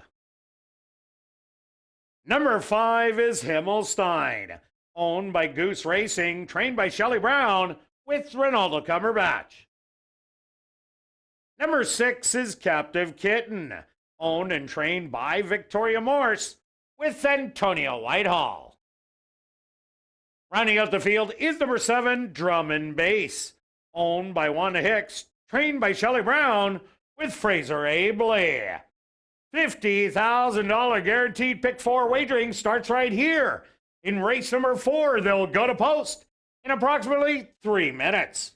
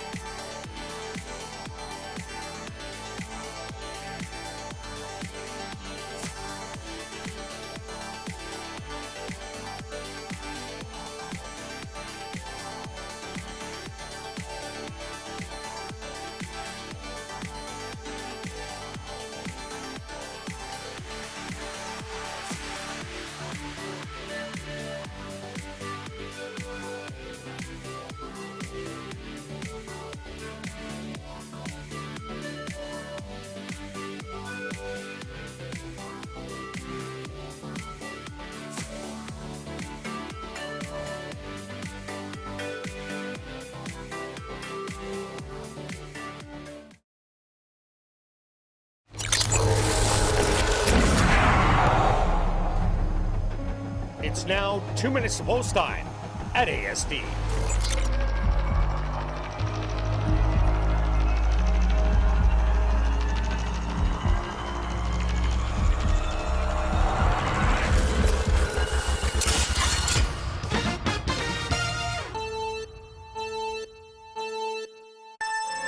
All right, here we go. The boys going 7 furlongs, kicking off the pick 4. Looks like another big pool. I'm going to start with the favorite, House Limit. This horse just has the back class. The form might not look that good with the finishing position, but the class was just too tough. Runs back to a couple of those races from last year. Watch out, will be tough to beat. Who else can you consider? The one looking high. He's going to be sitting in the weeds and try to make a late run if there's a big duel. And another one sitting back will be Captive Kitten. 2 back was the winner, maybe today with the better trip at getting 6-1. Let's go 2, 1, and 6. Kirt? Yeah, Stretch, I'm with you on number 2, House Limit. Horse can come off it, go to the front, whatever Chavi and Chow wants to do. This is a massive drop. Has been beaten by monsters. No monsters in here right now. Good value at 3-2. I also like number 1, Looking High. If Himmelstein and the other horse go after the front end, rolling 7s, it could be a little log jam. So the one Looking High will get a perfect rail trip, maybe be able to run him down and throw in the 4-horse Silver Maker as another rallier in the field. So I'm going to give you 2, 1, and 4. Good luck here in race 4.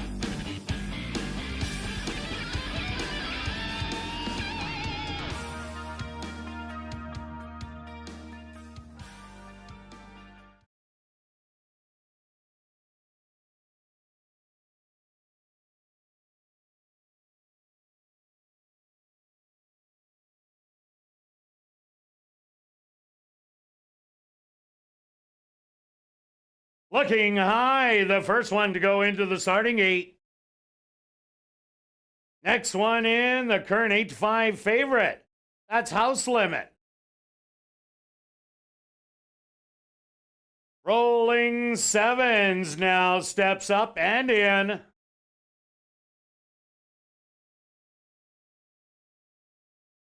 Silvermaker's turn from the middle.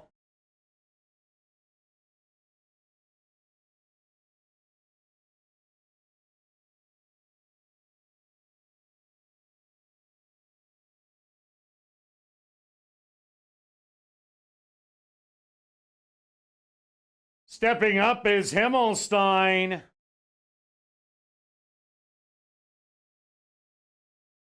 He goes in, just 2 left to load. Captive Kitten.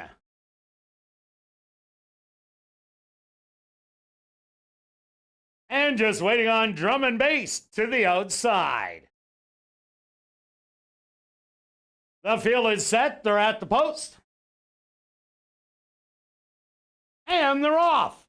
Stumbling a bit at the start was Silvermaker. From the inside, House Limit quickly goes out to grab the early lead. Rolling Sevens in between horses. Himmelstein pressing in third, about 2 lengths off it, looking high. Sitting in fourth, then it's Captive Kitten, 5 lengths off in fifth. 2 more back to Silvermaker and drum and bass. The early trailer. The opening quarter, 24-1. House Limit on the inside. And on the outside, Rolling Sevens. Looking high, creeping up the inside. Closer in third. Himmelstein still fourth on the outside. Making up ground from the back. Silvermaker is running with drum and bass.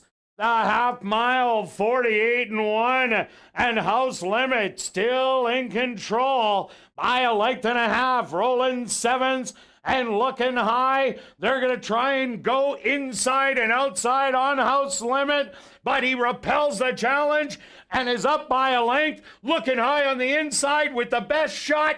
Coming to the 16th pole. House Limit with the lead. Looking high. Running out of ground. The favorite House Limit is going to take it. Second best looking high. Third's going to go to Silvermaker. And fourth to Rolling Sevens.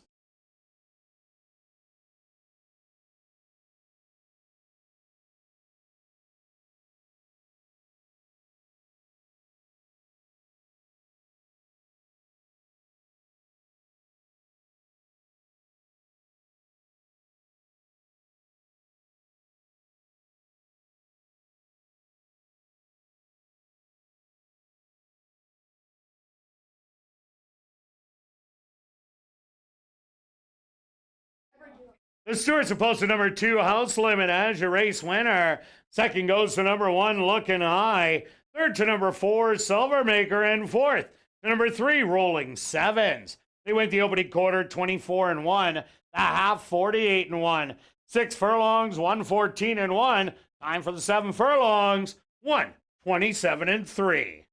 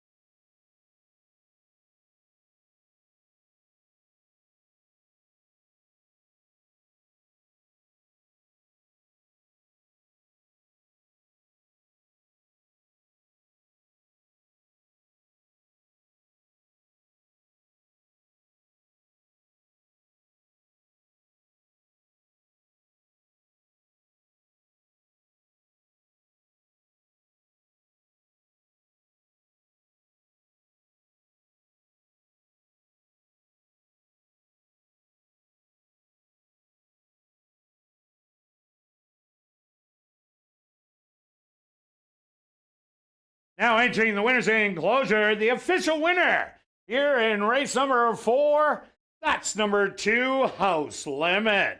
House Limit is a big gelding, 8 years old by first offense, out of the mare Easy Limit by Stormcat. Owned and trained by Elton Dickey and ridden to victory by Chavi and Chow. Time for the 7 furlongs, 1:27.3.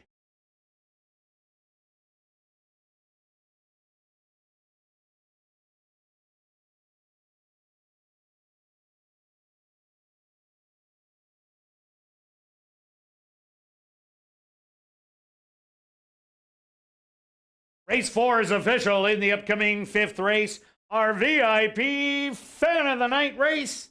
There are no changes. Kick it off the late pick 3 here in race number 5.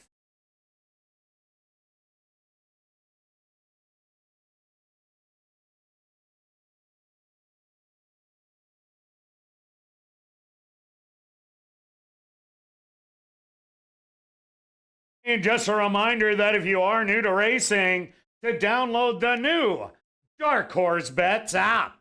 All new account signups receive a free $30 deposit to their account.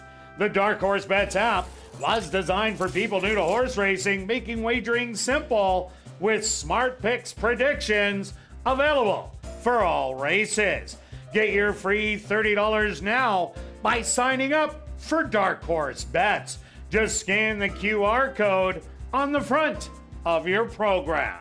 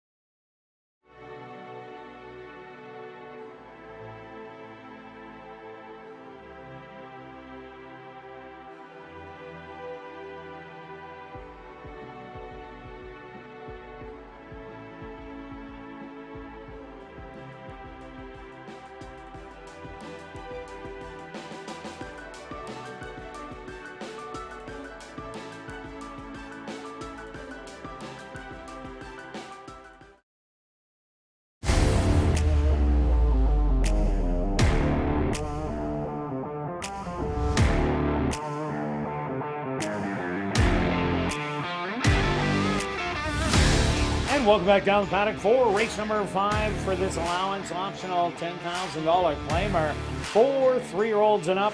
Only going to go 5.5 furlongs. Quick look back at race number 4. House Limit was the best in the end. Yeah, the class took over. Very game in the lane.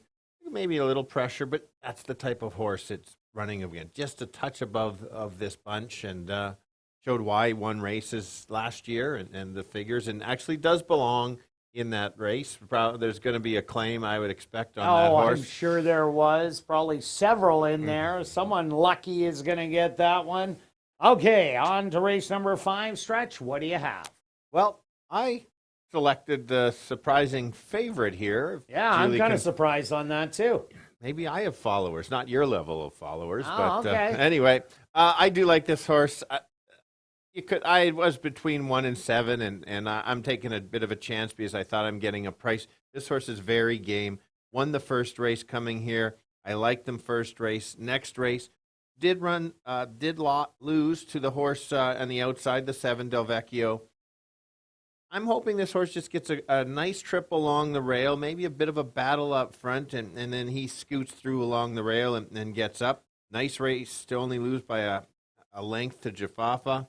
And I need the right trip. I don't like the price, but that's my top selection. Yeah, definitely. My Noah has yet to run a bad race here at the Downs. I do like number 7, Del Vecchio.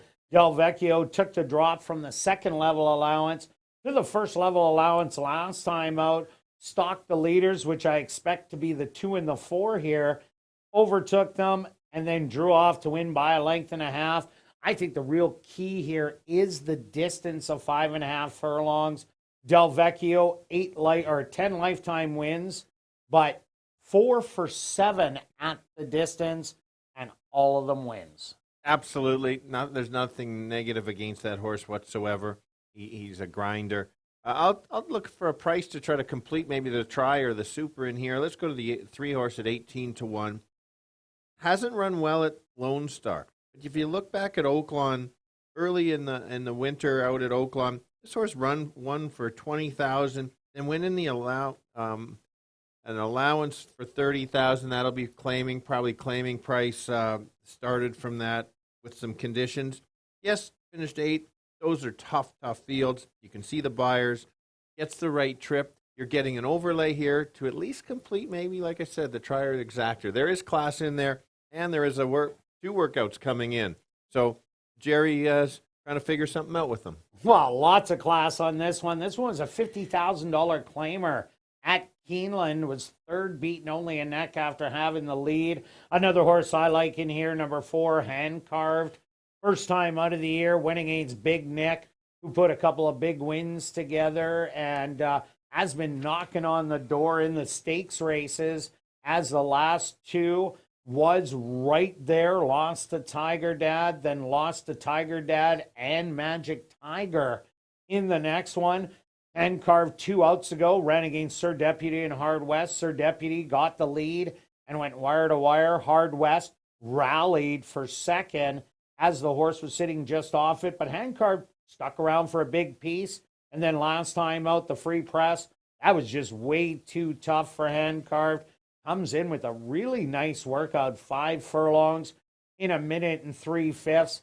Expect this horse to try and be forward in the race. I agree with you. Let's talk about the one filly in the race, Kate's Princess. She just likes to win races. She gets the bug boy up. This horse likes to get the lead. She lost to the boys last year, but she is game. If she gets loose, she can get brave, and then she's just running away from the boys. She'll try to keep going. Yeah, another horse to look at, number 6, Lab Rat. Got the job done for $7,500, going 7.5. The horse battled every step of the way, was passed, but dug in and went on to win by that narrow nose. This horse can run short, even though most of the races are long. 3 for 4, going 5.5 furlongs with a win, a second and a third.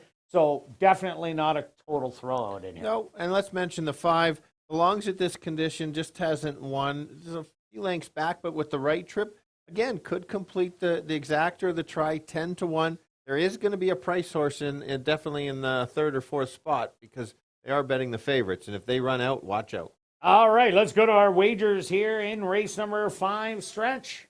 What do you have? I'm going to take a shot at a late pick 3.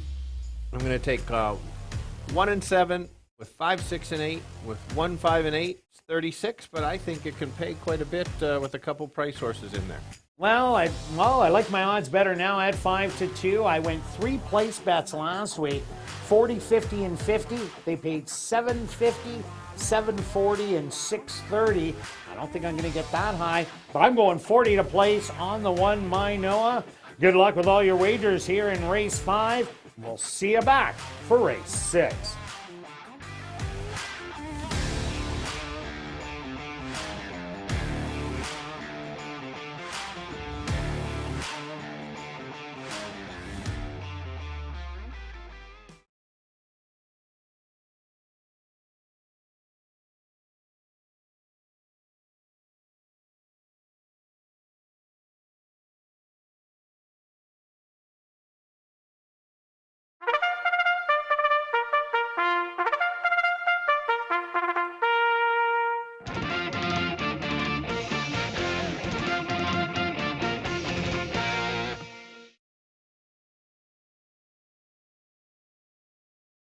The horse on the track for race number 5, our VIP Fan of the Night race.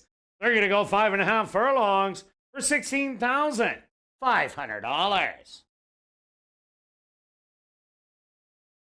Number 1 is My Noah, owned by Let's Dance Stable, trained by Mike Tamphorn with Raven Badry.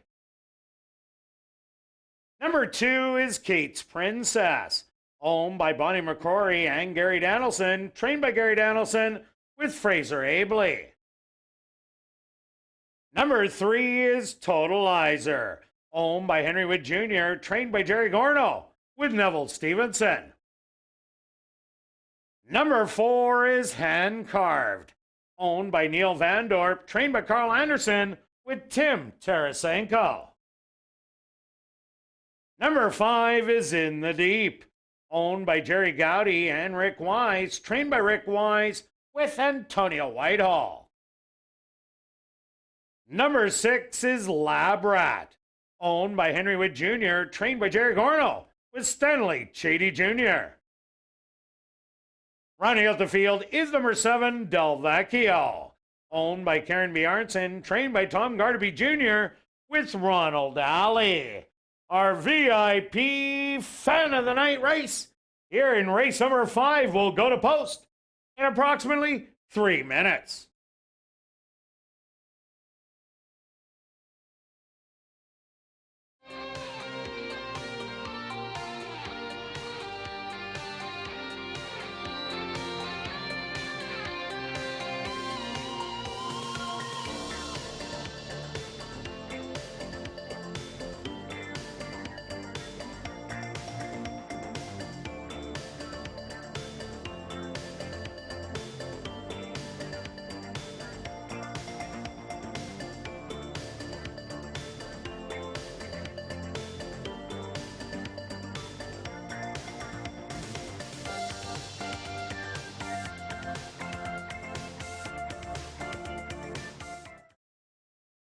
Ladies and gentlemen, turning your programs back to race number 4, we had 3 claims to report. First off, claim for $5,500 was number 5, Looking High, claimed by Terry Cole, owner-trainer. Also claimed for $5,500 was your race winner, number 2, House Limit, claimed by Kenneth Lee Gardapi, trainer Tom Gardapi Jr.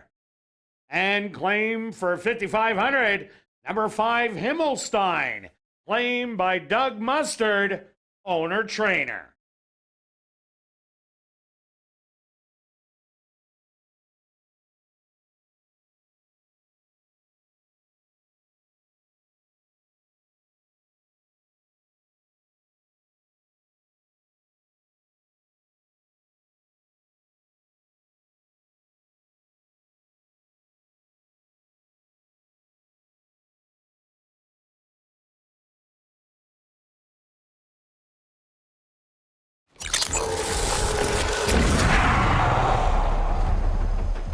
It's now 2 minutes to post time. at ASD.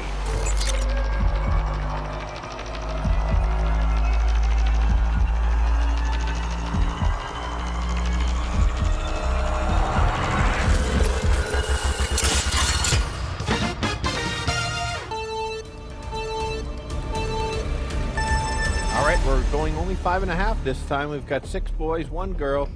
This time I think the boys are going to beat the girl. Let's start with the 1 that's co-favorite with the 7. This 1 is sitting on a win, sitting just off the pace along the rail and make that late move to get up. It's 2-1, a little bit of a low price. I don't like that. Hopefully it gets a little bit higher. The 7 horse is the likely favorite at post time. It's a grinder. He runs well all the time. Let's find a bit of a long shot at 15-1. If runs back to the Oaklawn Park races early in the year, watch out. That could light the board. But I'm going to go 1, 7, and 3. Kirt? Yeah, Stretch, I like the same top 2, but I'm taking number 7, Del Vecchio. I think he's a distance specialist at 5.5 furlongs, has won 4 out of 7, and this horse is usually at the second level allowance, much easier at the first, so he's my top play. I also like number 1, My Noah, 3 great races, a win and 2 second place, hard fought seconds, and I like number 4, Hand Carved. This one will show speed, has stuck around against some good ones. I'm giving you 7, 1, and 4. Good luck here in race 5.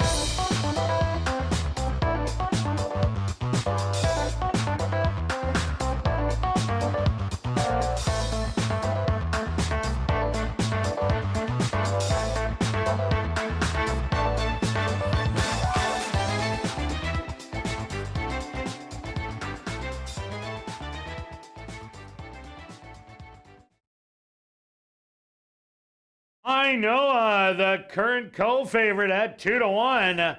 First to go in the starting gate. Pete's Princess. Girl Against the Boys goes in. Next up, Totalizer. Hand Carved set to go in. Next up in the deep. Just 2 left to load. Lab Rat.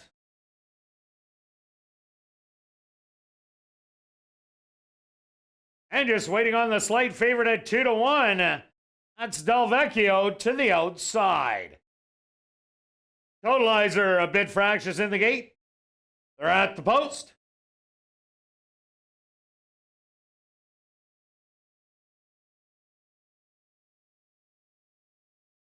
Small problem with Totalizer. Everything's all good. They're at the post once again, and they're off. From the middle, Hand Carved. Sent hard to get the early lead. To the inside, Kate's Princess will match strides and go on by a half a length. And carved to second. My Noah on the rail in third with Del Vecchio. Right to the outside, 2 more lengths back. That's Lab Rat, a few more to Totalizer. And the trailer will be in the deep. The opening quarter, a sizzler, 22 seconds. And on the outside, hand-carved Kate's Princess. Now back to second. My Noah and Del Vecchio trying to eat up ground, but they have 3-4 lengths. They hit the head of the lane. Slight lead for hand-carved Kate's Princess. More to offer on the inside. Here comes My Noah, but hand-carved still has some in the tank and carrying on for the win. The winner is hand-carved, rallying for second, Totalizer, third in the deep, and fourth, My Noah.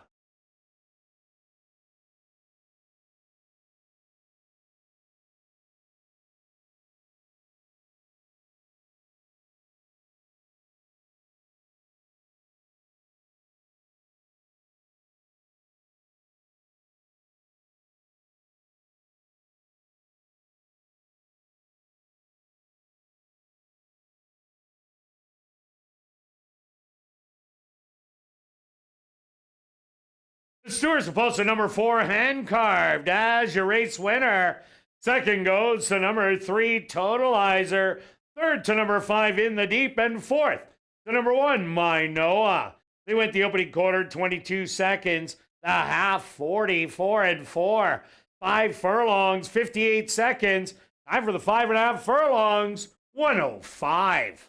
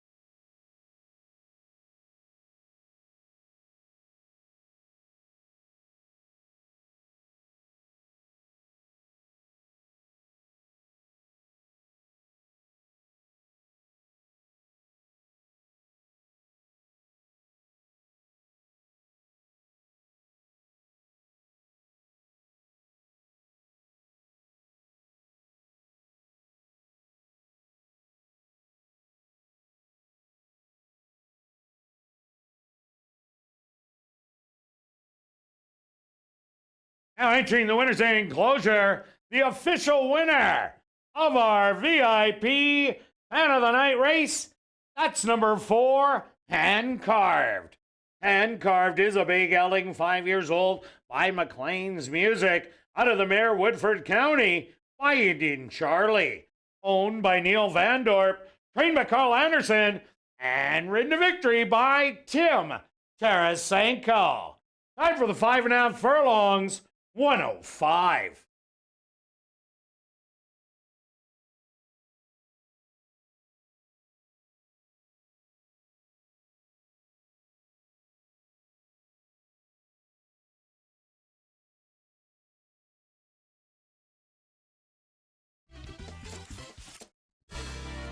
Race 5 is official in the upcoming 6th race.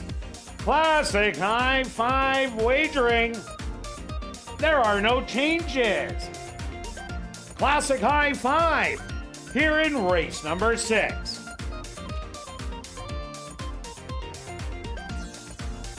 Be sure to get your Chase the Ace tickets for our new weekly draw. The progressive jackpot is guaranteed at $5,000 if you pick the Ace of Diamonds. Tickets start at $5 and are available online at asdowns-cta.com or here in person at guest services or at the VLT cashier's cage. The weekly draw takes place this Wednesday at 9 p.m., so get your tickets now.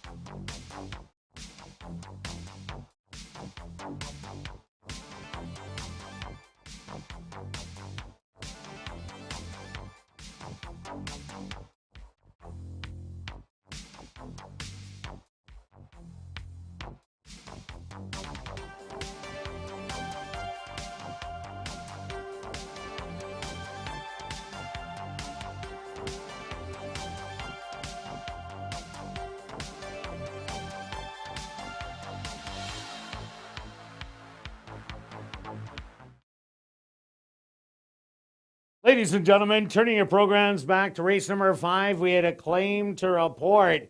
Claim for $10,000 was number 7, Del Vecchio, claimed by A2 Thoroughbreds trainer Michael Nault.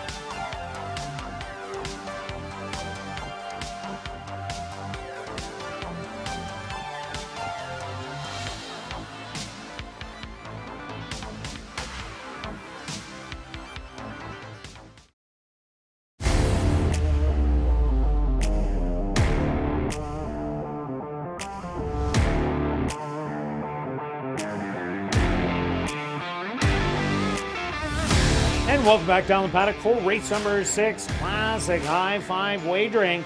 For this $5,000 claimer for 3-year-olds and up, battered non-2 lifers are going to go 6 furlongs. Quick look back at race number 5. Well, I thought Handcart would show some speed, but wow, what a race today. Awesome race. So we've seen back-to-back dropping speed horses win, and that's an angle we both like. We talked about the classier speed carries. Pressed Kates and kind of took over. The ones that were chasing fell back, and you had the late closers. So good pick on your 4 with the class, and then I went with and then a good rally on Totalizer to get a big piece of it in there. Yeah, he ran back to the Oakland Park race, and at 17-1 didn't win it, but nice place. Great exactor with our pick there at 77 for $1. Yeah. Okay. On to race number 6, Stretch. What do you got? We both like the 5, love ours, the Kirt 9-5 favorite. Yeah, I expected him to be a lower price here. He's been running a couple nice races. Well, 3 straight races. Let's go 4 straight races here at ASD. That last race ran against Lucky Chucky in a fast run race. Made a middle move and just flattened. I like these type of horses. They cut back, shortening up to 6 furlongs. Back in a condition that he can win, that he's won, well, the maiden for 5 and then moved up to the 10. Either of those races, and you get a workout coming in. Jerry's won one today already? Yep. So there you go. That's top pick for me. Yeah, I'm with you there. My second choice, one of the other Jerry Gorno horses, that's number 8, Hasta La Vista Honey. Ran a big race last start at Lone Star for the restricted 5-non-2. This horse hasn't been sprinting in a while, but the last time it did was at the $15,000 level and was 4th beaten 7 1/4 lengths in there. But the winner almost won by 5, so that really wasn't a bad race. Last time's race, that was just way too tough against Private Frank and Blazing Bow. Definitely Hasta La Vista Honey will find these much easier. Absolutely. One of Jerry's strong angles is when he runs his horses right back, it actually wins at 20%. My second selection over the 8, I was between the 2 of them, and the only reason I took the 6 for a second selection, getting 9-1, which is an overlay in itself, is this horse is better at 6 furlongs, showed some speed going long, doesn't matter the result, but those other 6 furlong ran in the maiden special rate against the Cookie. It wasn't disappointed. Gets that stalking trip, certainly can be there. You look at the Tampa races, those aren't bad either. Yeah, not at all. That was a great fought effort 2 outs ago. I also like number 7, Henry's in Control. Here's a horse that has been so consistent. 14 for 18 in the money. Yes, ran out of the money last time out, but double time went wire to wire.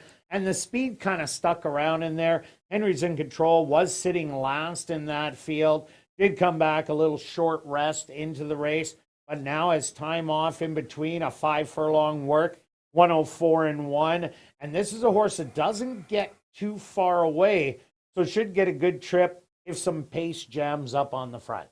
For sure. Let's talk about, because we've seen it happen, we were just talking about it before, and that's go to the 4, Miami Souvenirs, the filly running against the boys. We've already had that happen once today in the second race. And with Takati Gold winning that race, or running second and coming back and running there, third race, that might be a stronger, the fillies might just be a little bit stronger than this race. This horse has to get positioned. Sometimes she just gets too far back and can't make up enough ground. Yeah, she's got to be in contention, and there has to be a pace battle for her to mow him down. Also, take a look at number 3, Guaranteed Delivery. Has been stuck in the breed program, 5 non-3 or non-winners of the year. The first 2 races, Not Afraid, Bite the Bullet Bro, had absolutely no chance. Not Afraid, 1 for 55, as did Bite the Bullet Bro. Double Time, ended up going wire to wire in there. Guaranteed Delivery did run a nice, even race. This horse has won this condition already. As we keep saying, those Manitoba bred races do not count. So with this one, it will be forward in the race, so you got to use it probably in your top 4. For sure. Speaking of some speed, that would be on the rail. Hasn't run in almost a month, but 2 back, ran a nice race, ended up getting the win there. Last time lost to Sunspot, battled. If gets loose, you just never know. That's this type of condition. If they let this horse go, just might get brave and keep going. 15-1.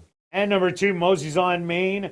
3 outs ago was second beaten 6 to the number 5, Love Ours, but the horse was disqualified, so Mosey's on Main got that win.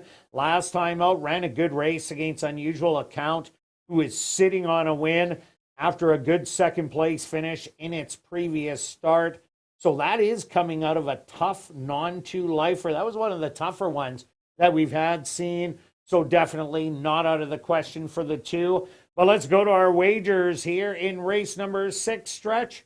What do you have? Just a small bet because I'm just not sure of the last 2 conditions. Just a $10 double. A late double, 5-5.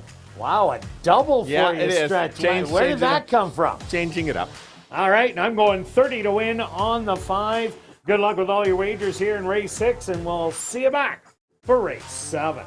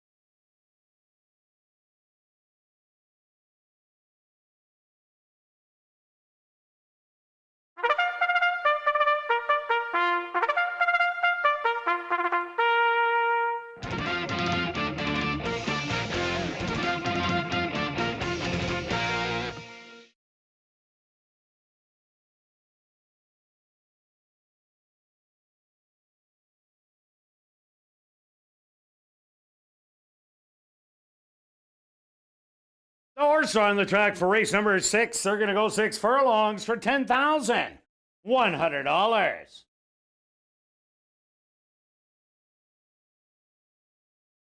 Number 1 is Wits Rojo, owned by Henry Witt Jr., trained by Jerry Gorno, with Stanley Shady Jr. Number 2 is Mosey's on Main, owned by 2 Points Ranch, trained by Blair Miller, with Arthur Badu. Number 3 is Guaranteed Delivery, owned by 2 Points Ranch, trained by Carl Anderson, with Tim Tarasenko. Number 4 is Miami Souvenirs, owned by Staff Max Stable, trained by Curtis Maxwell, with Fraser Abley. Number 5 is Love Ours, owned by Mike Powers, trained by Jerry Gorno, with Praven Badri. Number 6 is Sunspot, owned by Sean Morin and John Clement, trained by Sean Morin, with Neville Stevenson. Number 7 is Henry's in Control, owned by Chris John Bjarnson, trained by Jennifer Jordan, with Nyrone Austin. Rounding out the field is number 8, Hasta La Vista Honey, owned by Henry Witt Jr., trained by Jerry Gorno, with Antonio Whitehall.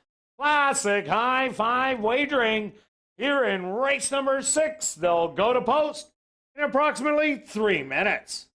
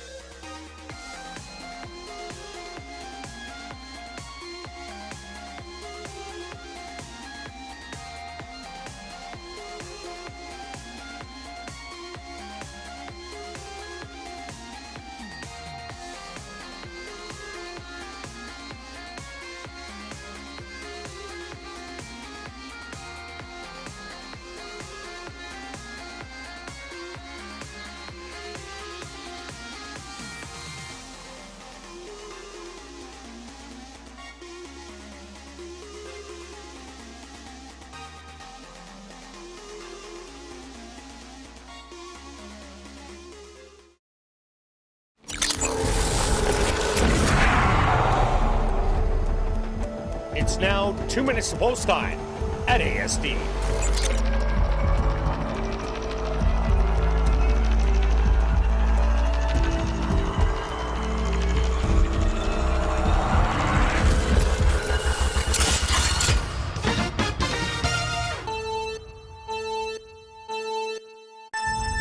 Six furlongs this time. Once again, we've got one girl versus the boys. Let's try to. Boys are my top selection here. Going to the 5, 9 to 5 is the 5 horses odds. I think that's a little bit low. Hopefully it drifts back up. This horse is sitting on another win. One big 2 starts ago. This time shortens up. I think can get a dream trip behind the potential speed battle and just take over.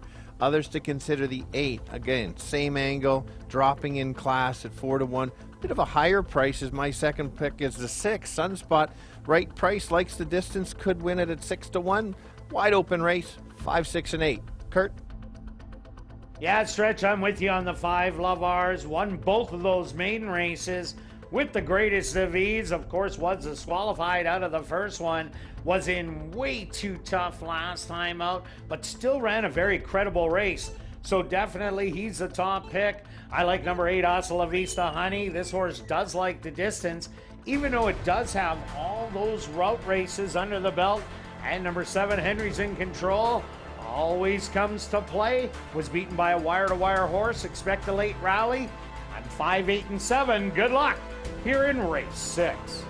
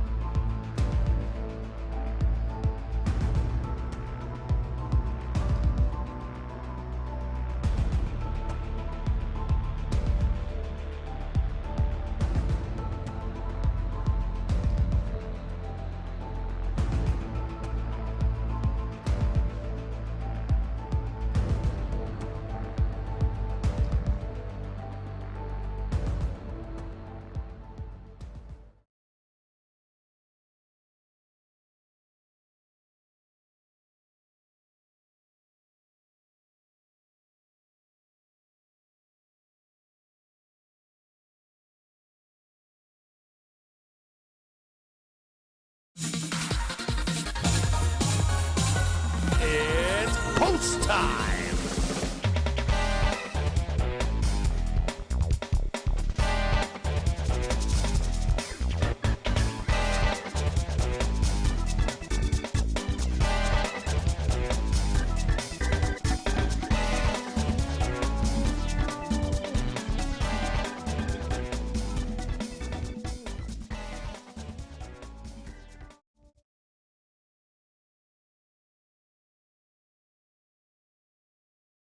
It's Rojo, the first to settle into the starting gate.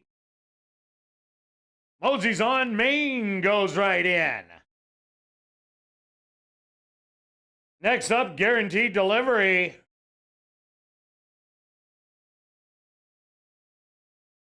Miami Souvenirs, she's in. Love Ours, the current 2-1 favorite, steps up and in.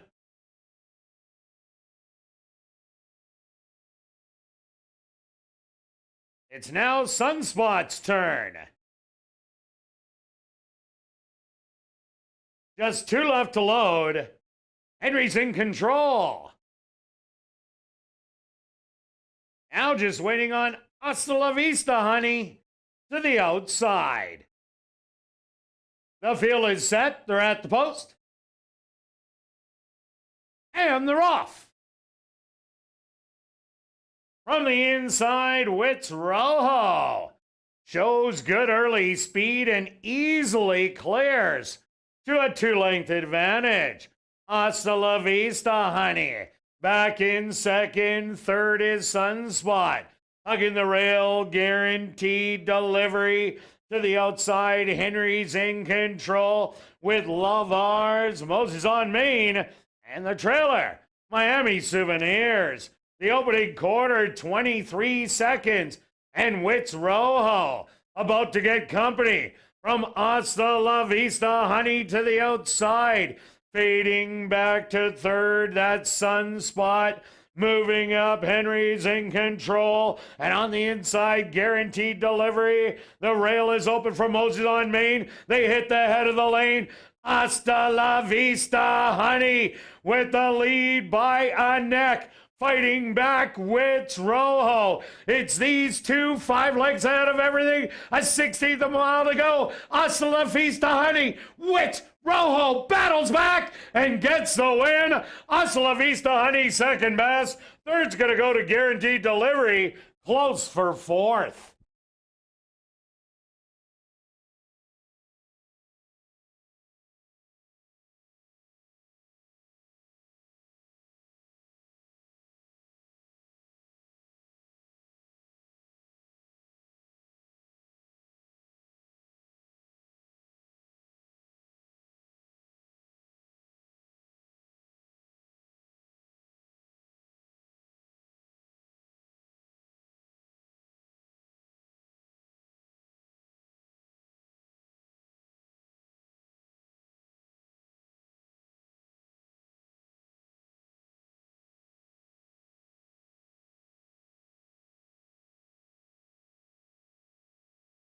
The Stewart's opposed to number 1, Wits Rojo, as your race winner.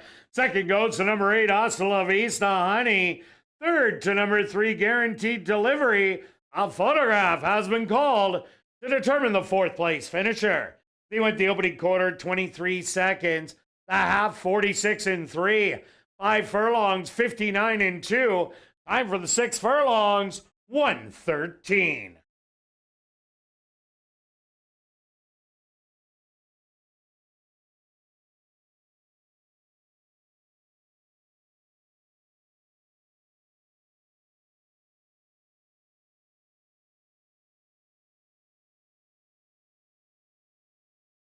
Results of the photo show number 5, Love Ours, finished in 4th. 5th goes to number 7, Henry's in control.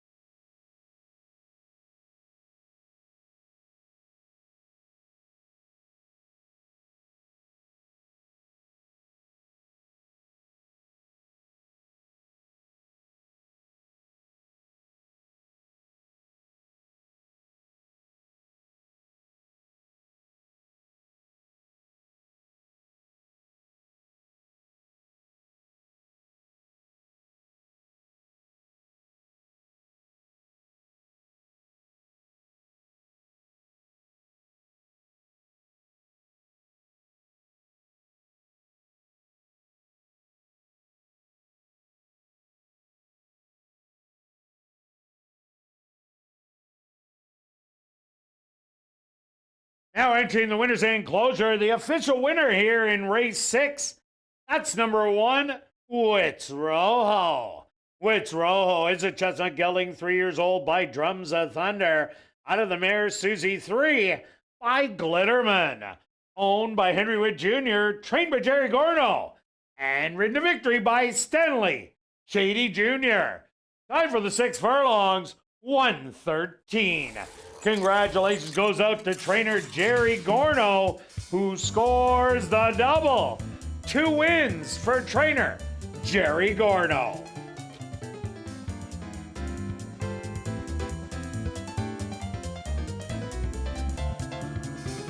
Race 6 is official in the upcoming 7th race. Another classic high 5 race. Scratch number 7, Where the Money Went. Classic high 5 wagering here in race number 7.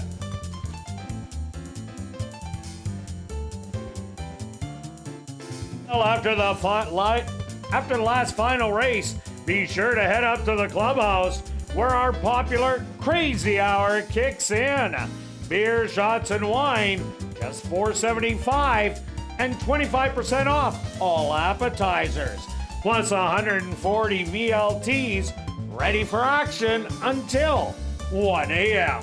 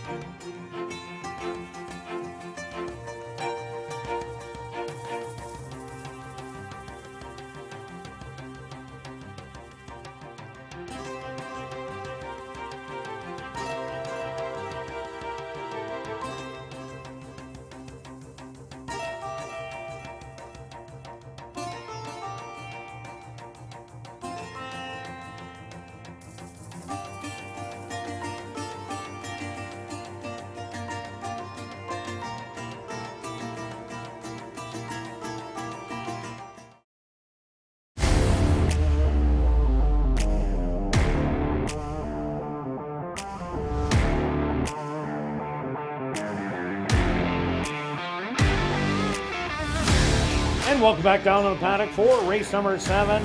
We have a $4,000 claimer for fillies, mares 3 and up that are non-winners of the year or non-4 lifers. They're going to tackle the 1 mile distance, stretch number 7. Where the money went. Quick look back at race number 6. Well, we picked the wrong Gorno horse. We did. Somebody got loose. Any race that a horse gets loose can get brave, and that's what happened. The 8 Chase thought was going to go by. Interesting on the 8, he likes going the distance, and so that can sometimes just not his distance, whereas Wits Rojo is a true sprinter and stole it.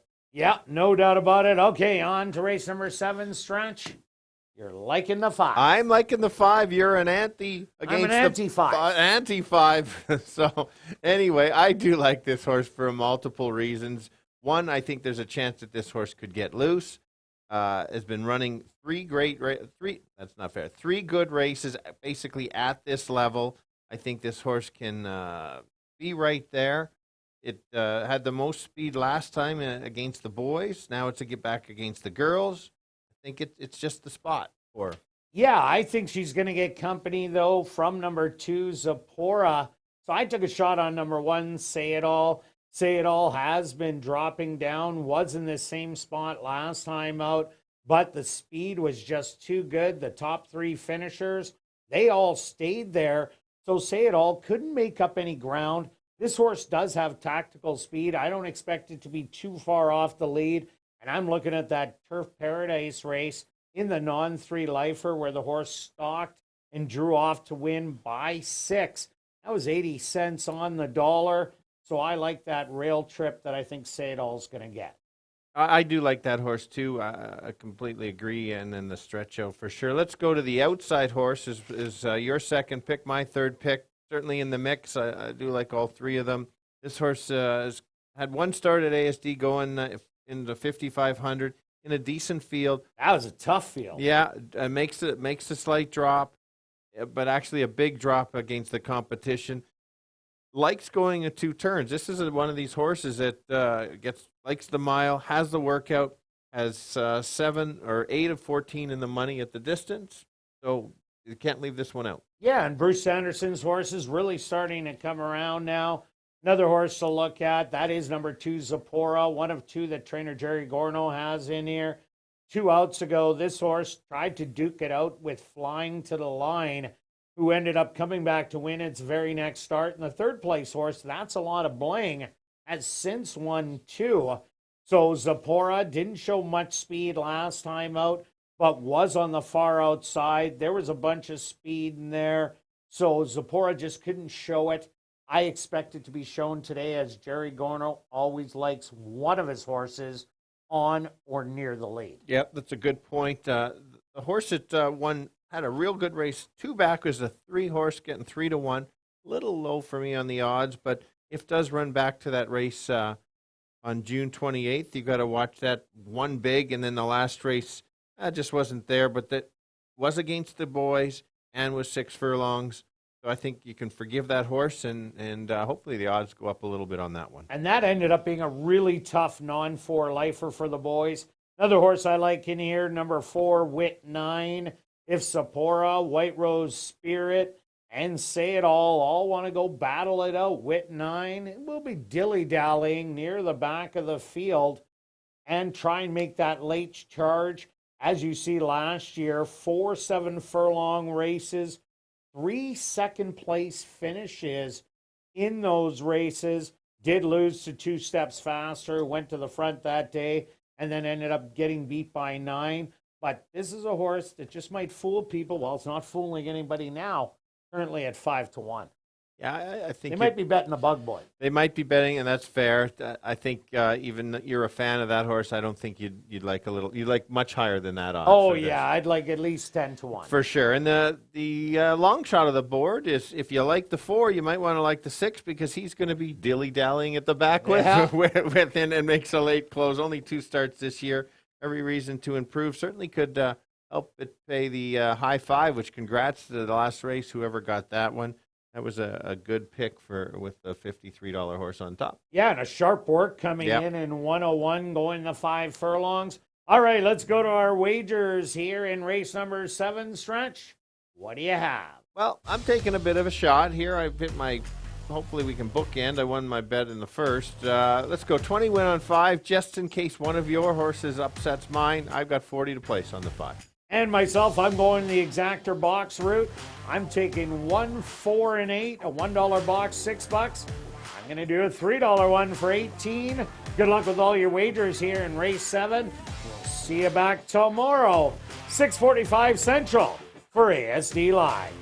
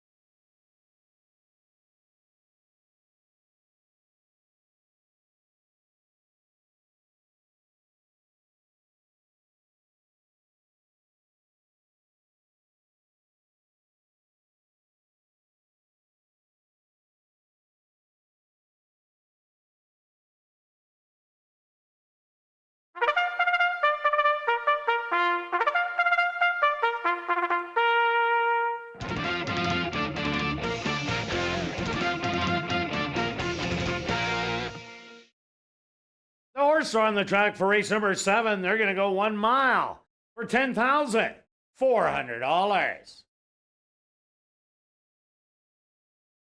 Number 1 is Say It All, owned and trained by Bill Mooney with Chavi and Chow. Number 2 is Zapora, owned by Henry Witt Jr., trained by Jerry Gorno with Praven Badri. Number 3 is Saturday Service, owned by Henry Witt Jr., trained by Jerry Gorno with Antonio Whitehall. Number 4 is Wit 9, owned by Catherine Ursel, trained by Carl Anderson with Fraser Abley. Number 5 is White Rose Spirit, owned and trained by Shelley Brown with Sven Baurup. Number 6 is Mucho Express, owned by Pink Cloud Racing, trained by Courtney Ross with Neville Stevenson. Number 7, Where the Money Went, was scratched. Number 8 is Streamer, owned by Sanderson Stables, trained by Bruce Sanderson with Stanley Shady Jr. Classic high five wagering. Here in race 7, they go to post in approximately 3 minutes.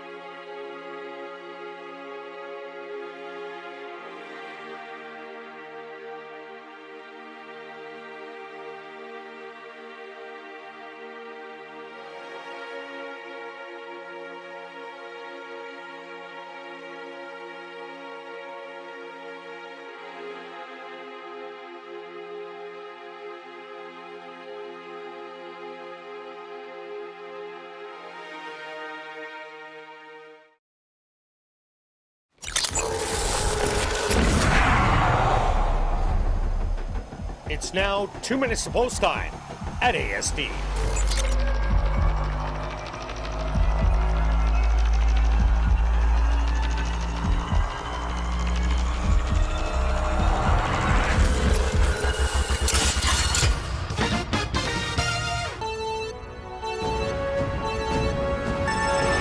The girls close it out going a mile, which is 8 furlongs. Wide open race, as you can see that. If you're alive in the pick 4, you're getting paid. Hopefully you can finish it off. Let's go to the 5 as my top selection. Is moving up in condition, has only won 3 races lifetime, but I think just the figures say that this horse could control or at least stalk the pace and kind of keep going. Has won at the distance before, certainly can be right there. Others to consider, the 1 at 5-1. There's some good value. This horse likes the stretch out, should be right there. And then the outside horse, if it doesn't get caught too wide, certainly can be there. Let's take a chance on the 5 and go 5, 1, and 8. Kirt? Yeah, Stretch, I went to the 1 horse, Say It All. I think the speed is going to be the 2 and the 5 in here, and Say It All is going to get a dream trip right in behind. I really like that Turf Paradise race where the horse won its non-3 lifer, stalking and drawing off easy to win by 6. The 8 horse Streamer has taken the biggest drop from 5,500 in a stable that is starting to light it up. And number 4, Wit 9, that's my bombs away. We'll be well back in the field trying to make a late charge. I'm 1, 8, and 4. Good luck here in race 7.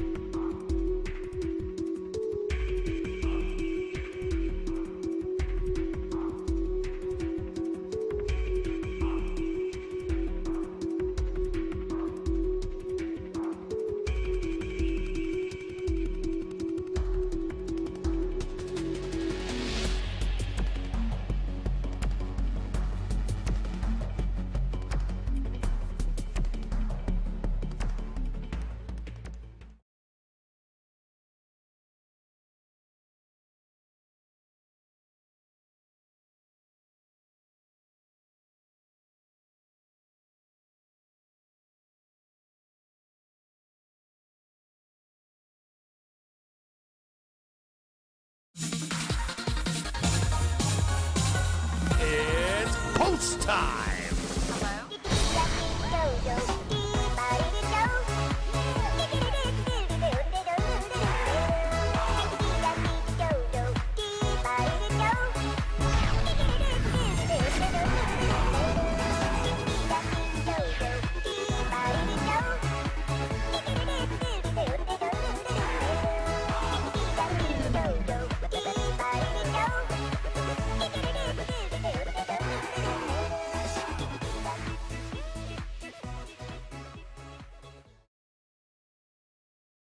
Say It All leads the field in for the nightcap. Zipporah, the next to go in.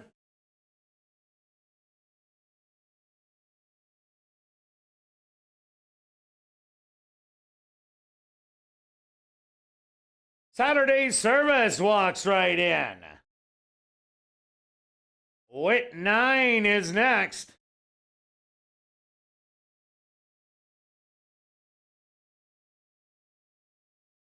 White Rose Spirit, the current 2-1 choice, is in. 2 left to load. Mucho Express. And just waiting on Streamer to the outside. The field is set. They're at the post. And they're off. From the inside, Zapora. Showing some good early speed with White Rose Spirit. With the same intentions, passing the grandstand for the first time. It's Zapora and White Rose Spirit battling it out. Say It All, stalking those leaders and moving to the outside in third. Hugging the rail, that Saturday service in fourth. Wit 9 in between horses. Streamer to the outside and well back to Mucho Express, who's about a dozen off the early lead. The opening quarter rather quick, 23-3. And Zapora with the lead by a neck. White Rose Spirit equal to the challenge. On the outside in second, 3 lengths back. Say It All moving up. Saturday service in fourth. Back in fifth, Wit 9. Another 2 to our trailers that are going to be Streamer and Mucho Express. 48-2 the half mile, and now White Rose Spirit has taken over. Saturday service coming with a big run as they hit the head of the lane. 3/4, 1:14-1. White Rose Spirit up by about a length and a half. Saturday service gaining with every stride, a 1/16 of a mile to go. White Rose Spirit, Saturday service trying to tag the line and does it. Saturday service is going to take it. White Rose Spirit in second. Third is going to go to Wit 9. Fourth to Streamer, close for fifth.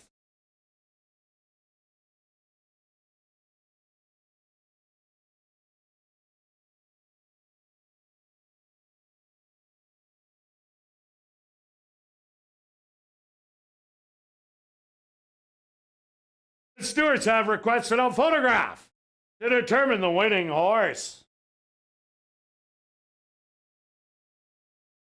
Those numbers are incorrect, ladies and gentlemen. There's a photo for win. The opening quarter, 23-2. The half, 48-1. 3/4, 1:14-1. 7 furlongs, 1:28-2. Time for the mile, 1:42-3.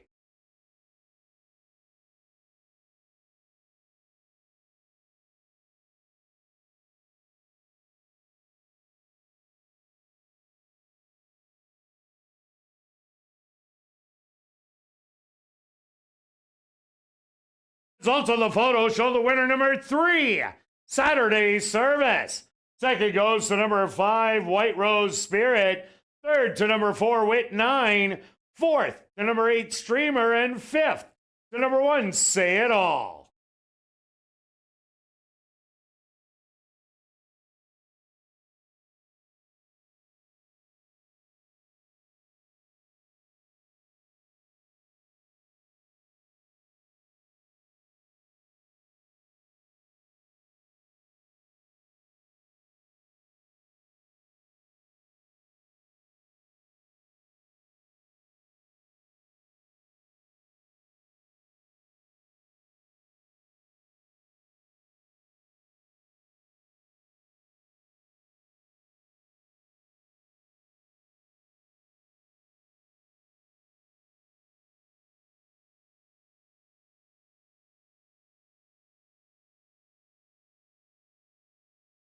Now entering the winner's enclosure, the unofficial winner here in race 7, that's number 3, Saturday Service. Saturday Service is a dark bay or brown mare, 5 years old, by Den's Legacy, out of the Mare Concert Pianist by Any Given Saturday. Owned by Henry Witt Jr., trained by Jerry Gorno, and ridden to victory by Antonio Whitehall. Time for the mile, 1:42-3. Congratulations goes out to trainer Jerry Gorno, who scores the hat trick. 3 wins for trainer Jerry Gorno.